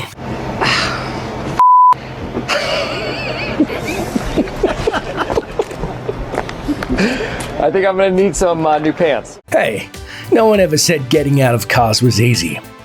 We all have our things. Well, actor John Krasinski evidently likes to pretend to get his finger caught in clapperboards. Do it. Oh! Ah! Ah! Who wouldn't want to try their hand at that? Clearly, Brian Baumgartner was eager to get in on all the fun. Hang on. That's my joke. It's my joke. And here comes Jenna Fisher to show him how it's really done. Teamwork! He didn't get me! Everyone put your hands together for these clapperboard kooks. In the season 7 episode Viewing Party, the whole staff gathers at Gabe's apartment to watch Glee and make homemade pizzas. So, these are your cheeses, your hams, your sausages, your herbs, and your vegetables. Here's what's been done. Start creating. Early on in the episode, Michael is seen throwing pizza dough in the air, and then this happens. Try to destroy the old ways, Gabe. I will not let you. But in one unused take, the scene goes a little bit differently. Bon appetit. Try to destroy the old ways, Gabe. I will not let you do it.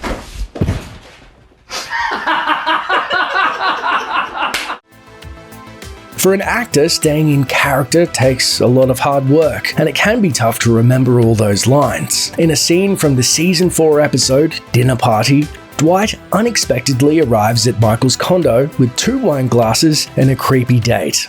Coming! Hello. What are you doing here? We came here to eat dinner and to party. Obviously, the scene wasn't shot in one take, as this ridiculous blooper proves. What are you doing here? Hi, how are you? Hi. I'm not in character yet. Hey, at least he's being honest. Throughout season 6, Pam does everything in her power to hold off labor as she wrestles with the fear of giving birth. In a scene from the episode The Delivery Part 1, Michael gathers the staff to brainstorm how to slow down Pam's pregnancy. As Erin reads off a list of ways to stimulate labor, the group suggests ways of doing the exact opposite. Okay, number 3, eat spicy foods. Okay, the opposite of that. Stick spicy food up her butt. Nope. For obvious reasons, it took a bit of work before to nail down this particular scene. Take 1. What is the opposite of that? Make spicy foods come out of her. Okay, no. Take 2. Make spicy foods come out of her. No, okay. Nope, we're not doing that, Pam. Take 3. And the opposite of that? Ooh, make spicy food. Turns out practice does make perfect. Let's watch the final cut one more time to bask in the glory. Okay, number 3, eat spicy foods. Okay, the opposite of that? Stick spicy food up her butt. Nope. It was only a matter of time before Chris Pratt became an A-list movie star. He's now at the center of multiple franchises. He's Star-Lord in Guardians of the Galaxy, Owen in Jurassic World, and Emmett in the Lego Movie. But Pratt slowly built up his career with regular roles on TV and supporting roles in big-screen productions before earning his spot on the top. Throughout it all, Pratt has proven to be a charming, entertaining, and most of all, hilarious guy. Here are some times that the camera captured him on movie and TV sets goofing off, screwing up, and ad-libbing. The O.C. One of Pratt's earliest roles was playing Che on Fox's teen soap The O.C., and while the part mostly required him to act like a burnout, he did seem to have a lot of fun with it, until he had to eat on camera, that is. In one scene, he was supposed to be giving sage advice to Seth Cohen while eating a bowl of figs, and it probably would have gone off without a hitch if Pratt hadn't grabbed a spoiled piece of fruit. I'm sorry. This one's a bad one. What's your number? Wearing a fat suit might hinder some actors' ability to bust a move, but that wasn't the case for Chris Pratt. In What's Your Number, Pratt had to bulk up a bit, but he still managed to bust out some impressively accurate Michael Jackson dance moves that were totally uninhibited by the extra poundage. He should put that on his resume. Parks and Recreation. Pratt didn't come out of nowhere to become the biggest action hero working today. Before he started saving the world, he was best known for his supporting role in NBC comedy Parks and Recreation. But the inklings of a hero were still present in his role as the dumb but eager man-child Andy Dwyer. In this outtake, Pratt rapidly hurdled over a counter and then ditched a briefcase his character didn't need to steal by throwing it back from where he got it. Amazingly, the case nailed a light switch and left the actors in the dark. Hilarious. That's not something that props can fix. Sorry. I'm out! Delivery Man. Even though Chris Pratt was on the cusp of mega success when he starred in this 2013 comedy, he was still pretty hungry. At least, that's all we can assume from watching this outtake of him chasing a wad of cash from blowing away in the wind. Why not? Is that too real? Is that too real? Jurassic World. Pratt's character Owen can do a lot of things. He can ride a motorcycle, he can tame velociraptors, and he can even make the T-Rex look like a good guy. But acting out one of Owen's talents in particular gave Chris Pratt some trouble on the set. While his character was capable of doing crazy things, Pratt had a lot of trouble whistling, and the behind-the-scenes footage of his repeated failed efforts made for some great B-roll. I'll get it. Guardians of the Galaxy. Flying a spaceship is fun, and it would seem that even pretending to fly a spaceship is also a thrill because on the set of Guardians of the Galaxy, Pratt got a little carried away behind the controls of the mighty Milano. The filmmakers probably only really needed a second or two of Star-Lord looking excited, but Pratt got downright maniacal with his unbridled glee.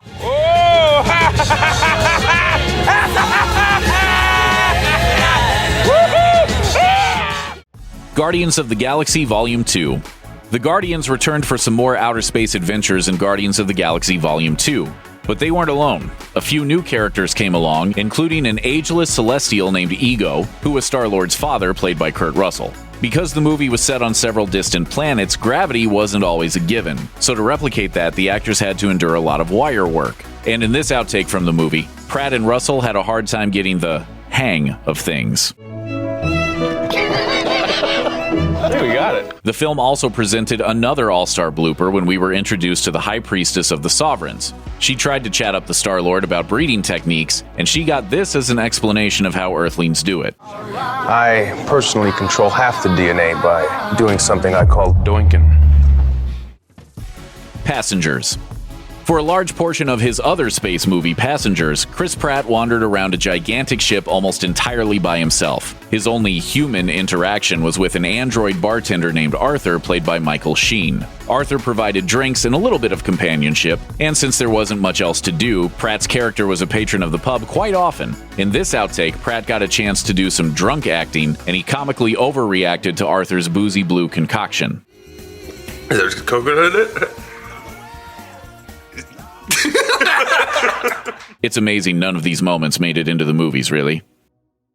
Accidents will happen, but once in a while, they're blessings in disguise. Take TV show bloopers. Sometimes they make the show funnier, more convincing, or just more all-around interesting. These bloopers from popular TV shows were just so perfect for the plot and characters, they had to stay in the final cut. Seinfeld. The best Seinfeld episodes feature the fabulous foursome struggling with some kind of existential nightmare. Perhaps the best example is the 1991 episode The Parking Garage, in which the gang spends the entire story wandering around a parking complex, unable to find their car until the very end. As scripted, the episode was supposed to finish with some small talk and the group driving off, their struggle finally over. But when actor Michael Richards put the key in the ignition, the car wouldn't start, an unplanned ending that cracked up the cast and crew.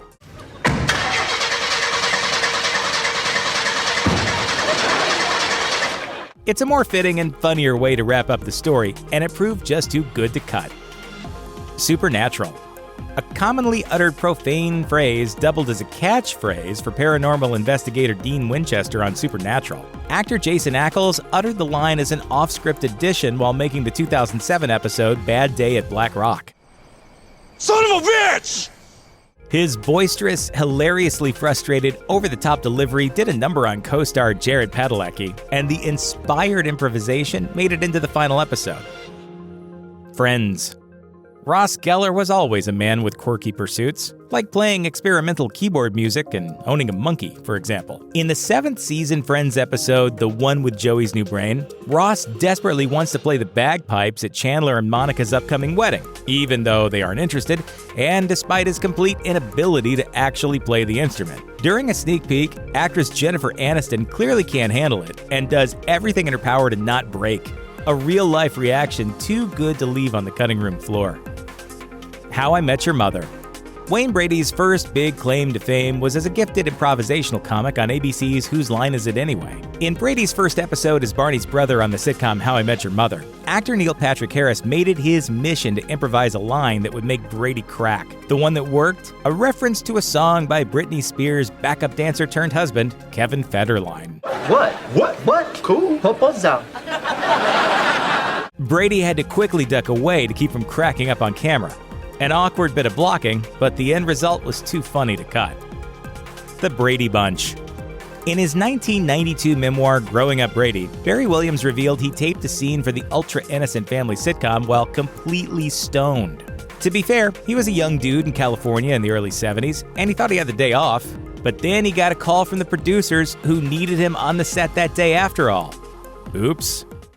Far out. Somehow, nobody associated with the Brady Bunch thought it was weird that Williams tripped over his bike pump, awkwardly waved, slurred his words, or looked the wrong way when his on-screen little sister arrived on scene, all with a dopey grin on his face. Or maybe a secret hero knew what was up and decided to leave it in as a gift to future generations? Mystery Science Theater 3000. This cult classic follows the interstellar travails of a poor sap imprisoned on a spaceship with a crew of robots, mocking the low-budget movies they're forced to watch. Many of the films are riddled with mistakes, so it's ironic that MST3K had its own spectacular blooper make it into the finished product. Inspired by a weapon in a terrible movie called Danger Death Ray, Tom Servo made his own death ray and fired it at Crow. That was all supposed to happen. I gotta admit it is pretty funny. The Crow puppet, however, wasn't supposed to catch fire. It was just the sort of anarchic silliness that made Mystery Science Theater 3000 so special. So the take was used.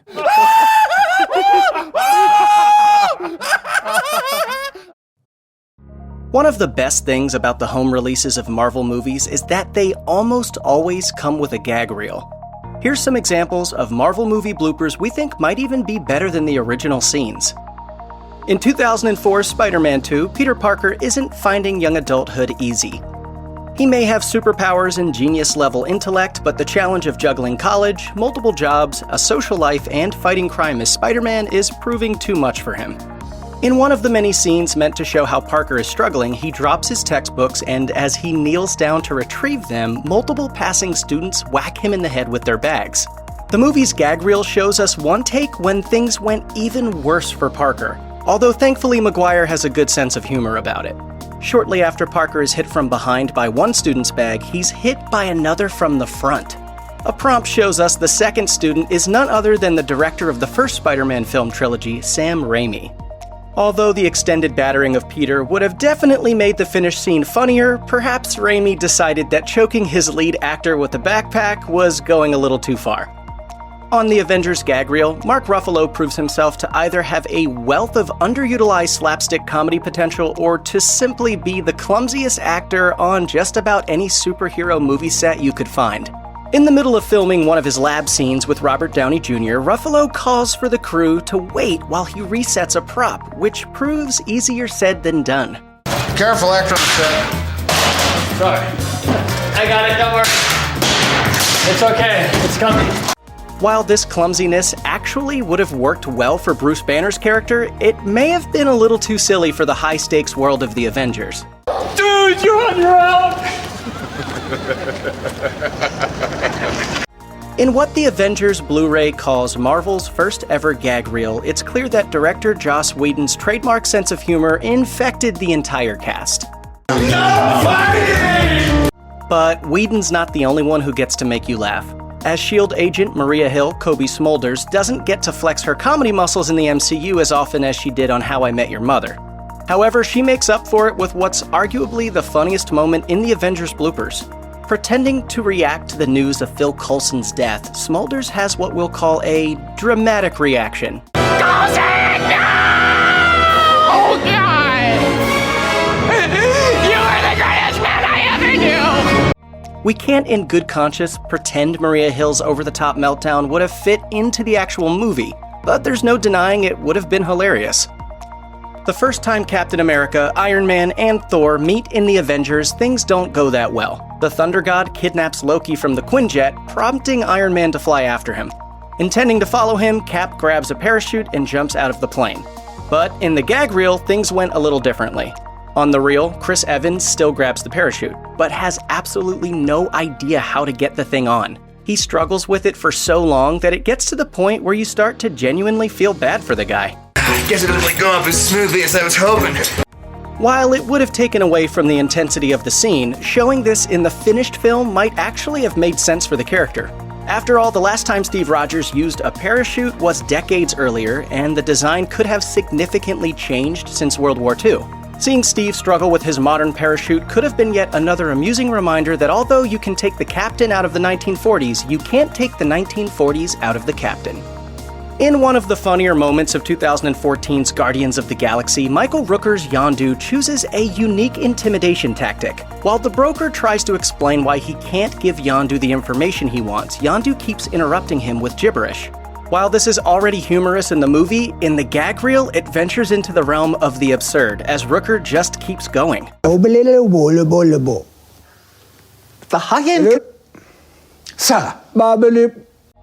Behind him, you can even see co-star Sean Gunn trying hard not to laugh in a few takes.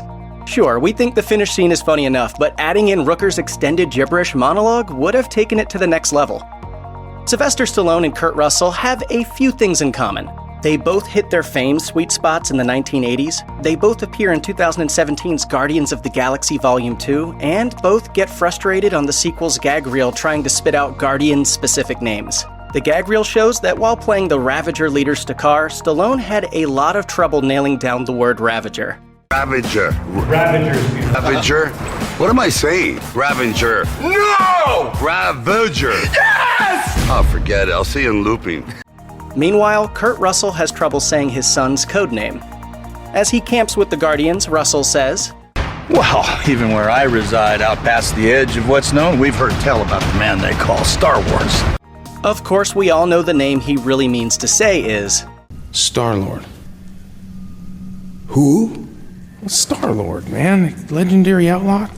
Russell immediately realizes his mistake and eventually manages to get his son's name right. However, leaving in the actor's mistakes could have added a bit to the respective scenes. Showing Stakar pronouncing Ravagers differently than Yondu could have highlighted the division between the two of them. And the fact that Ego keeps getting his kid's name mixed up with that of a popular Earth movie franchise could underscore what a horrible father he is. Well, of course I have issues! That's my freaking father!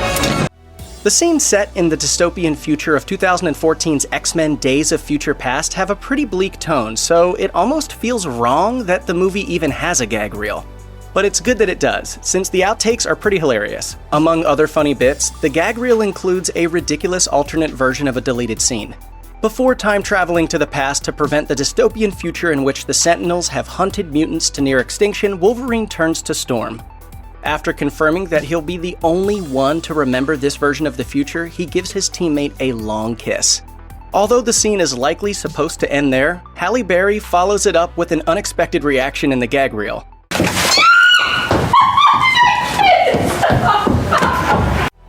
Although Barry's response to the kiss would have broken the bleak mood, the kiss itself may have been a nice addition to the finished film. On the other hand, sharing a kiss with Storm earlier in the film might have made seeing her right before Wolverine's emotional reunion with the previously deceased Jean Grey at the end of the film slightly more awkward. As far as MCU movies go, 2016's Captain America Civil War is pretty intense. The final throwdown between the warring heroes gets ugly, but thankfully, one of the architects of Marvel Comics shows up toward the end to not only deliver an important package to Tony Stark, but to make sure we get in a few laughs. In one of his many beloved Marvel cameos, the late Stan Lee shows up to the Avengers headquarters as a FedEx driver, delivering the package that contains a letter from Steve Rogers along with an emergency contact phone. In the finished product, Lee accidentally misreads the name of the recipient, much to Rhodey's delight. Are you Tony Stank? Yes, this is Tony Stank. You're in the right place. Thank you for that. However, the film's gag reel shows a take where Lee says something else, and we're not sure if he did it on purpose or if it was a legitimate goof. Are you Robert Stank? While the original scene was hilarious, fusing the mispronunciation of the character's last name with the actor's real-life first name could have been a fun fourth wall-breaking moment. It even would have made an odd sort of sense, considering that Marvel has officially canonized the popular fan theory that Lee is playing a Watcher in all of his cameos. The blooper reel on the home release for 2016's Deadpool makes it clear that several of the actors frequently veered off script.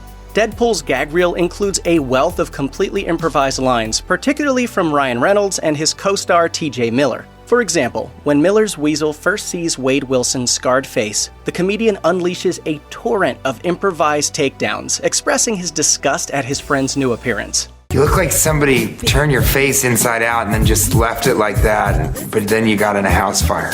God, you look like a house fire was in another house fire. Meanwhile, Reynolds' own improv includes a long list of jabs toward Gina Carano's Angel Dust. Leave me all alone here with Busta Rhymes? You're gonna leave me all alone here with Henry Winkler? You're gonna leave me all alone here with Hey You Guys? Hilariously, the reel shows that the line that made it into the theatrical release ticked Carano off so much, she gave Reynolds an actual punch to the face as a reward. Sorry, Gina. Mother. While it's true that putting all of Miller's and Reynolds' improvised outtakes into the finished film probably wouldn't have worked from a pacing perspective, we wouldn't have minded giving each of them an opportunity to riff just a little bit longer in each of these scenes. One of the most delightful parts of 2018's Deadpool 2 is Wade Wilson's corrective time romp during the mid-credits scenes. Deadpool uses Cable's repaired time travel device to save his girlfriend and his X-Force teammate Peter, prevent the making of the 2011 film Green Lantern, and cut short the action of 2009's X-Men Origins Wolverine. But while Negasonic Teenage Warhead has a surprisingly easy time fixing the device, Deadpool has a tough time grabbing a hold of it. On the gag reel, we learned that it took Ryan Reynolds at least 4 takes to catch the device without dropping it. Considering how ridiculous the Deadpool films tend to be, we can't help but wonder if the main character repeatedly fumbling the time travel device might have actually played well in the film. Maybe Wade could have even capped the moment with his signature slogan, "Maximum effort." There's one little wonderful nugget about the making of the Star Wars prequels that fans of the franchise love, even if they aren't particularly fond of the films themselves. According to Ewan McGregor, the Obi-Wan Kenobi actor would regularly make the lightsaber sound effects with his mouth during fight scenes. To begin with, it was quite difficult not to make the sound. Yeah. And also when it goes away, because it makes that nice noise when it goes down. Well, according to the gag reel for 2017's Thor Ragnarok, McGregor isn't alone in accidentally trying to do the sound team's job for them. Cate Blanchett plays the death goddess Hela in Ragnarok, and the gag reel includes a few takes of different scenes in which Blanchett makes childlike sound effects to accompany the unleashing of her character's powers. I shouldn't make the noises with my mouth, should I? The gag reel also reveals that Blanchett's fight scenes with co-star Chris Hemsworth offered other challenges. The Oscar-winning actress had a tough time dragging her co-star across the floor, as well as finding it tough to not hit Hemsworth for real. Sorry, guys. I've been training for months, but I don't think I can lift that. Sure, maybe Hela wouldn't have been quite as intimidating if she was making her own sound effects and fumbling her fights with her superpowered siblings, but in a film filled with plenty of other visual and audible gags, including Blanchett's goofs, may not have felt entirely out of place. Improvisation is a great tool for actors and directors. It improves morale on the set because it makes the performers feel like they're a larger part of the creative process as they try to find lines that are better or funnier than the screenplay. But sometimes, a noble attempt at improv cracks up the cast and leads to an unusable outtake. For example, Anchorman. A laughter-free take of this scene made it into the credits of this classic retro comedy, including a line Will Ferrell apparently made up on the spot. But that doesn't mean the whole take was laughter-free. It comes early in the movie, when Ron Burgundy is conducting vocal warm-ups in the minutes leading up to live news broadcast. One is so ridiculous that even a pro like Ferrell can't handle it. The skeleton ran out of shampoo in the shower. The Human Torch could not get a bank loan. The Human Torch was denied a bank loan. Anchorman 2. While filming the sequel to 2004's Anchorman, writer-director Adam McKay threw out line suggestions on the spot for young actor Judah Nelson, one involving warm equine urine. The kid gives it his all, but he can't quite get through it. Yeah, I don't want to drink hot, frothy horse. I don't want to drink This is 40. Judd Apatow is a director that likes to feed improvised lines to his actors, while Billy Joe Armstrong of Green Day has no problem playing punk rock in front of thousands of rowdy fans. Repeating one of Apatow's off-the-cut jokes while filming This Is 40 made him lose his composure. Maybe it hit a little too close to home. Yeah, I'm really trying to get back in touch with my anger. It's hard to stay angry when you're this rich. It's hard to stay angry when you're... The 40-year-old virgin. Some actors and directors work together so often that they develop a rapport that results in movie magic. Real-life couple Leslie Mann and Judd Apatow are definitely on that list. In this clip from the filming of The 40-Year-Old Virgin, it's clear that Apatow treats Mann like any other actor, providing on-the-spot line suggestions to improve the scene. Mann is game at first, but then breaks character when Apatow crosses the line. Do you want to f*** in the car? So do you want to f*** in the car? No. Do you like ecstasy? Let's do some E at my house. What ecstasy? Honey, we have kids! Trainwreck. LeBron James is obviously a great basketball player, but who would have thought to be such a charming and funny actor? He holds his own as a thrifty, sensitive version of himself in Trainwreck, opposite formidable comic talents like Amy Schumer and Bill Hader. James rolls with all the improvised lines fed to him, cracking up his co-stars. I had tortilla soup. I can't get a hamburger. Look how big I am. Think a tortilla soup is gonna last me for the rest of the day? The Hangover. When your movie star's a veteran of The Office and The Daily Show and a one-of-a-kind stand-up comedian, it's best to just let them do their thing. In this scene from the first entry in the Hangover trilogy, Ed Helms and Zach Galifianakis engage in a rapidly escalating war of words, reaching absurd, specific, and ridiculous heights. You look like someone puked hair on your chest. You look like someone puked hair on your face. You guys, did you see his body? You look like you just swallowed 2 frozen turkeys. Happy Thanksgiving. What? Why do people keep making movies about a guy who shoots webs out of his wrists? Because they're fun, and that's not just true for the audience. The people making them seem to be having a blast too. Here are some times when things got a little silly on set. In Spider-Man Homecoming, Tom Holland's Peter Parker has a full and busy life. In addition to superheroics, he's got to juggle homework with a spot on his school's academic team, not to mention working as an intern at Stark Industries. In one scene, he tries to talk his way out of an upcoming academic decathlon, and his advisor won't take no for an answer. Peter sputters off a list of his responsibilities, and it turns out that responsibilities is something of a trigger word. It's the crux of a Spider-Man mantra after all. When he flubs a line, he can't help but break character, give a right turn to the camera, and recite the phrase predecessor Tobey Maguire made mainstream. Stark and my internship, you know, I got a lot of responsibility with it. With great power comes great responsibility.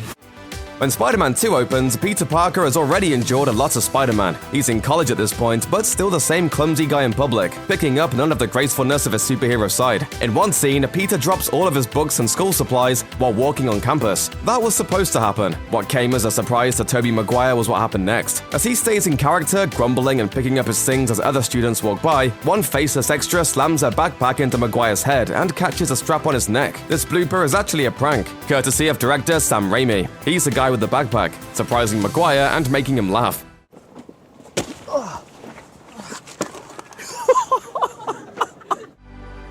While Spider-Man isn't as loaded as Batman or powerful as Superman, he does have one big thing in common with them. He's an orphan. Those other guys were raised by a butler and some kindly farmers, while Spider-Man grew into a goofy and friendly teen thanks to his Aunt May and Uncle Ben. In a rapid-fire barrage of bloopers from the set of Spider-Man Homecoming, Ned, played by Jacob Batalon, and Peter try to talk to Liz about the current teen party scene, and Peter mentions how parents sometimes let their kids throw those parties. That bit of dialogue sends Holland off the rails. He remembers that his character doesn't exactly have biological parents anymore. They let you have parties, you know? My parents are dead.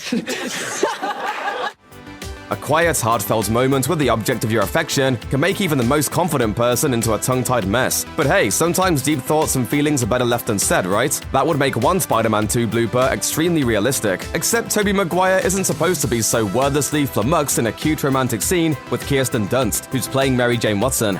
Hi.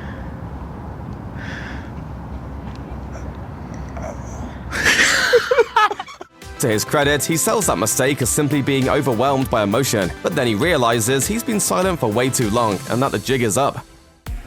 Part of what makes Spider-Man such a great character are the differences between the bold superhero and his mild-mannered alter ego. Spider-Man is Peter Parker, of course, but they're also total opposites, at least to the casual observer. For example, Spider-Man glides through the air with the greatest of ease. Peter Parker, on the other hand, is a gangly and timid teen who's not quite comfortable in his own skin. In Spider-Man Homecoming, the actor meant to embody both Peter and Spider-Man really nailed Peter Parker's awkwardness. Tom Holland is almost too deep in character. The actor apparently tripped, slipped, and stumbled quite a lot during the making of the movie.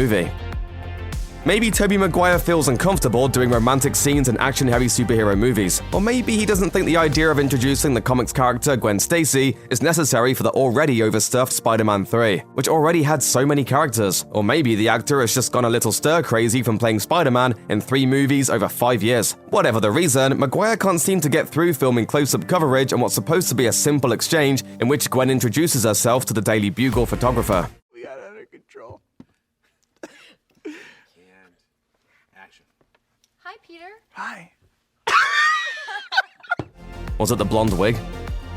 Spider-Man's web swinging is a special effect achieved with some combination of green screen, CGI, and actors suspended from gravity-defying wires. Being harnessed up like that is not exactly a natural or comfortable state. It takes a lot of effort to get used to, let alone do a good job of acting in that condition. On the set of Spider-Man Homecoming, Tom Holland couldn't seem to get the hang of those dangling wires. He tries to turn his inability to navigate the wires into a little dance in front of his concerned co-star Donald Glover. Whoa. Hey, are you alright, man? In more wire-based shenanigans, while shooting a night scene for Spider-Man 3, Tobey Maguire guides Kirsten Dunst down to the safety of the ground, while notably not wearing a Spidey suit. Dunst has so much fun with the descent that she lets out a couple of hoots, which seemingly causes Maguire to forget his line. He improvises some silliness instead. Let's go get on my bike. Okay. In Avengers Infinity War, when Thanos snaps half the universe to death, Spider-Man falls into the arms of his mentor Tony Stark before turning to dust. I don't want to go. I don't want to go, sir. Please. Please, I don't want to go. I don't want to go. It's heartbreaking, which means Holland probably wanted to keep things light and bouncy when his character miraculously returns in Avengers Endgame. In fact, the actor literally bounces around the rubble-strewn set, much to the pleasure of Downey Jr., who hugs the boy wonder for just a little too long, and even plants a kiss on his cheek. Welcome back, Wallcrawler. Seinfeld is undoubtedly one of the greatest and most important TV comedies of all time. It's been off the air for nearly 20 years, but millions still watch the reruns every day, both in syndication and online. After 9 seasons and 180 episodes, plenty of on-set silliness was left on the cutting room floor. Here are some of the funniest bloopers from the set of Seinfeld. Not camera-worthy. Nothing ever seems to go right for unlucky loser George Costanza. It would seem that some of that bad luck rubbed off on actor Jason Alexander, at least in this blooper. The camera is supposed to follow him off screen, but it doesn't. Let me just check. Excuse me. Excuse me, there's not a camera on me. And it really... Throw about nothing. The main characters of Seinfeld have been called a lot of things. Selfish, misanthropic, self-absorbed. They all tend to feed off of each other's nasty energy, and that's on display in this blooper. George, Jerry, and Elaine irritate George's hospital roommate, so George tosses a cup over the partition, or at least he tries to. Shut up!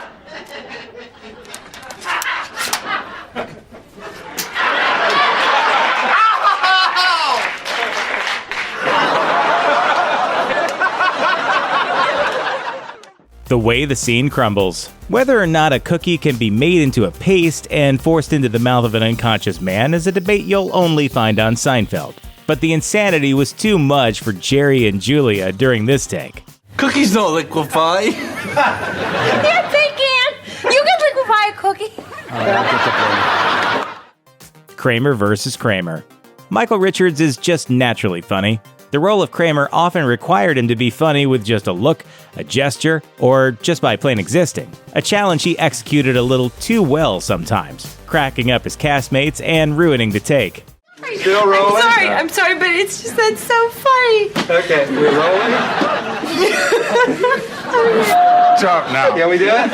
I don't know. No part for you. TV, Jerry Seinfeld was a stand-up comedian, just like the real Jerry Seinfeld. And like his real-life counterpart, TV Jerry sought out some supplemental acting work on occasion. But the fictional Seinfeld was not nearly as successful as the real deal. Because I can't act. I don't know what the hum. Because I can't.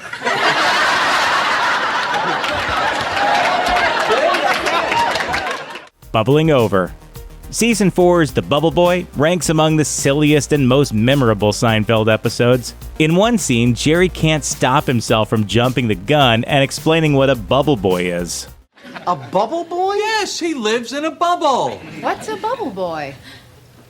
Well, I think Jerry just explained that. He's a what? He's a bubble boy. A bubble boy? He lives in a bubble. I'm sorry, my fault. My fault. He's a bubble boy. A bubble boy? Yes, he lives in a bubble. You schmuck. Well, you're right. George wigs out. After 6 seasons, the self-consciously bald George did something about his problem and got himself a toupee. His newfound sense of confidence draws new attention from the opposite sex. George somehow manages to play it cool, and then actor Jason Alexander suffers a George Costanza moment.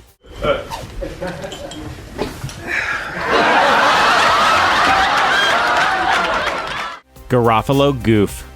After countless dates, girlfriends dumped for petty reasons, and otherwise failed relationships, it looked like Jerry might have finally found his match, played by Janine Garofalo, in the 7th season episode, The Invitations. I tell ya, we got tremendous You Got a Line. Yeah. I'm sorry. Sorry, I'm kissing Jerry Seinfeld. I get nervous. It's good luck to kiss a Jew on Passover. Janine thinks it's good luck to kiss a Jew on Passover. Check out one of our newest videos right here. Plus, even more Looper videos about your favorite stuff are coming soon. Subscribe to our YouTube channel and hit the bell so you don't miss a single one.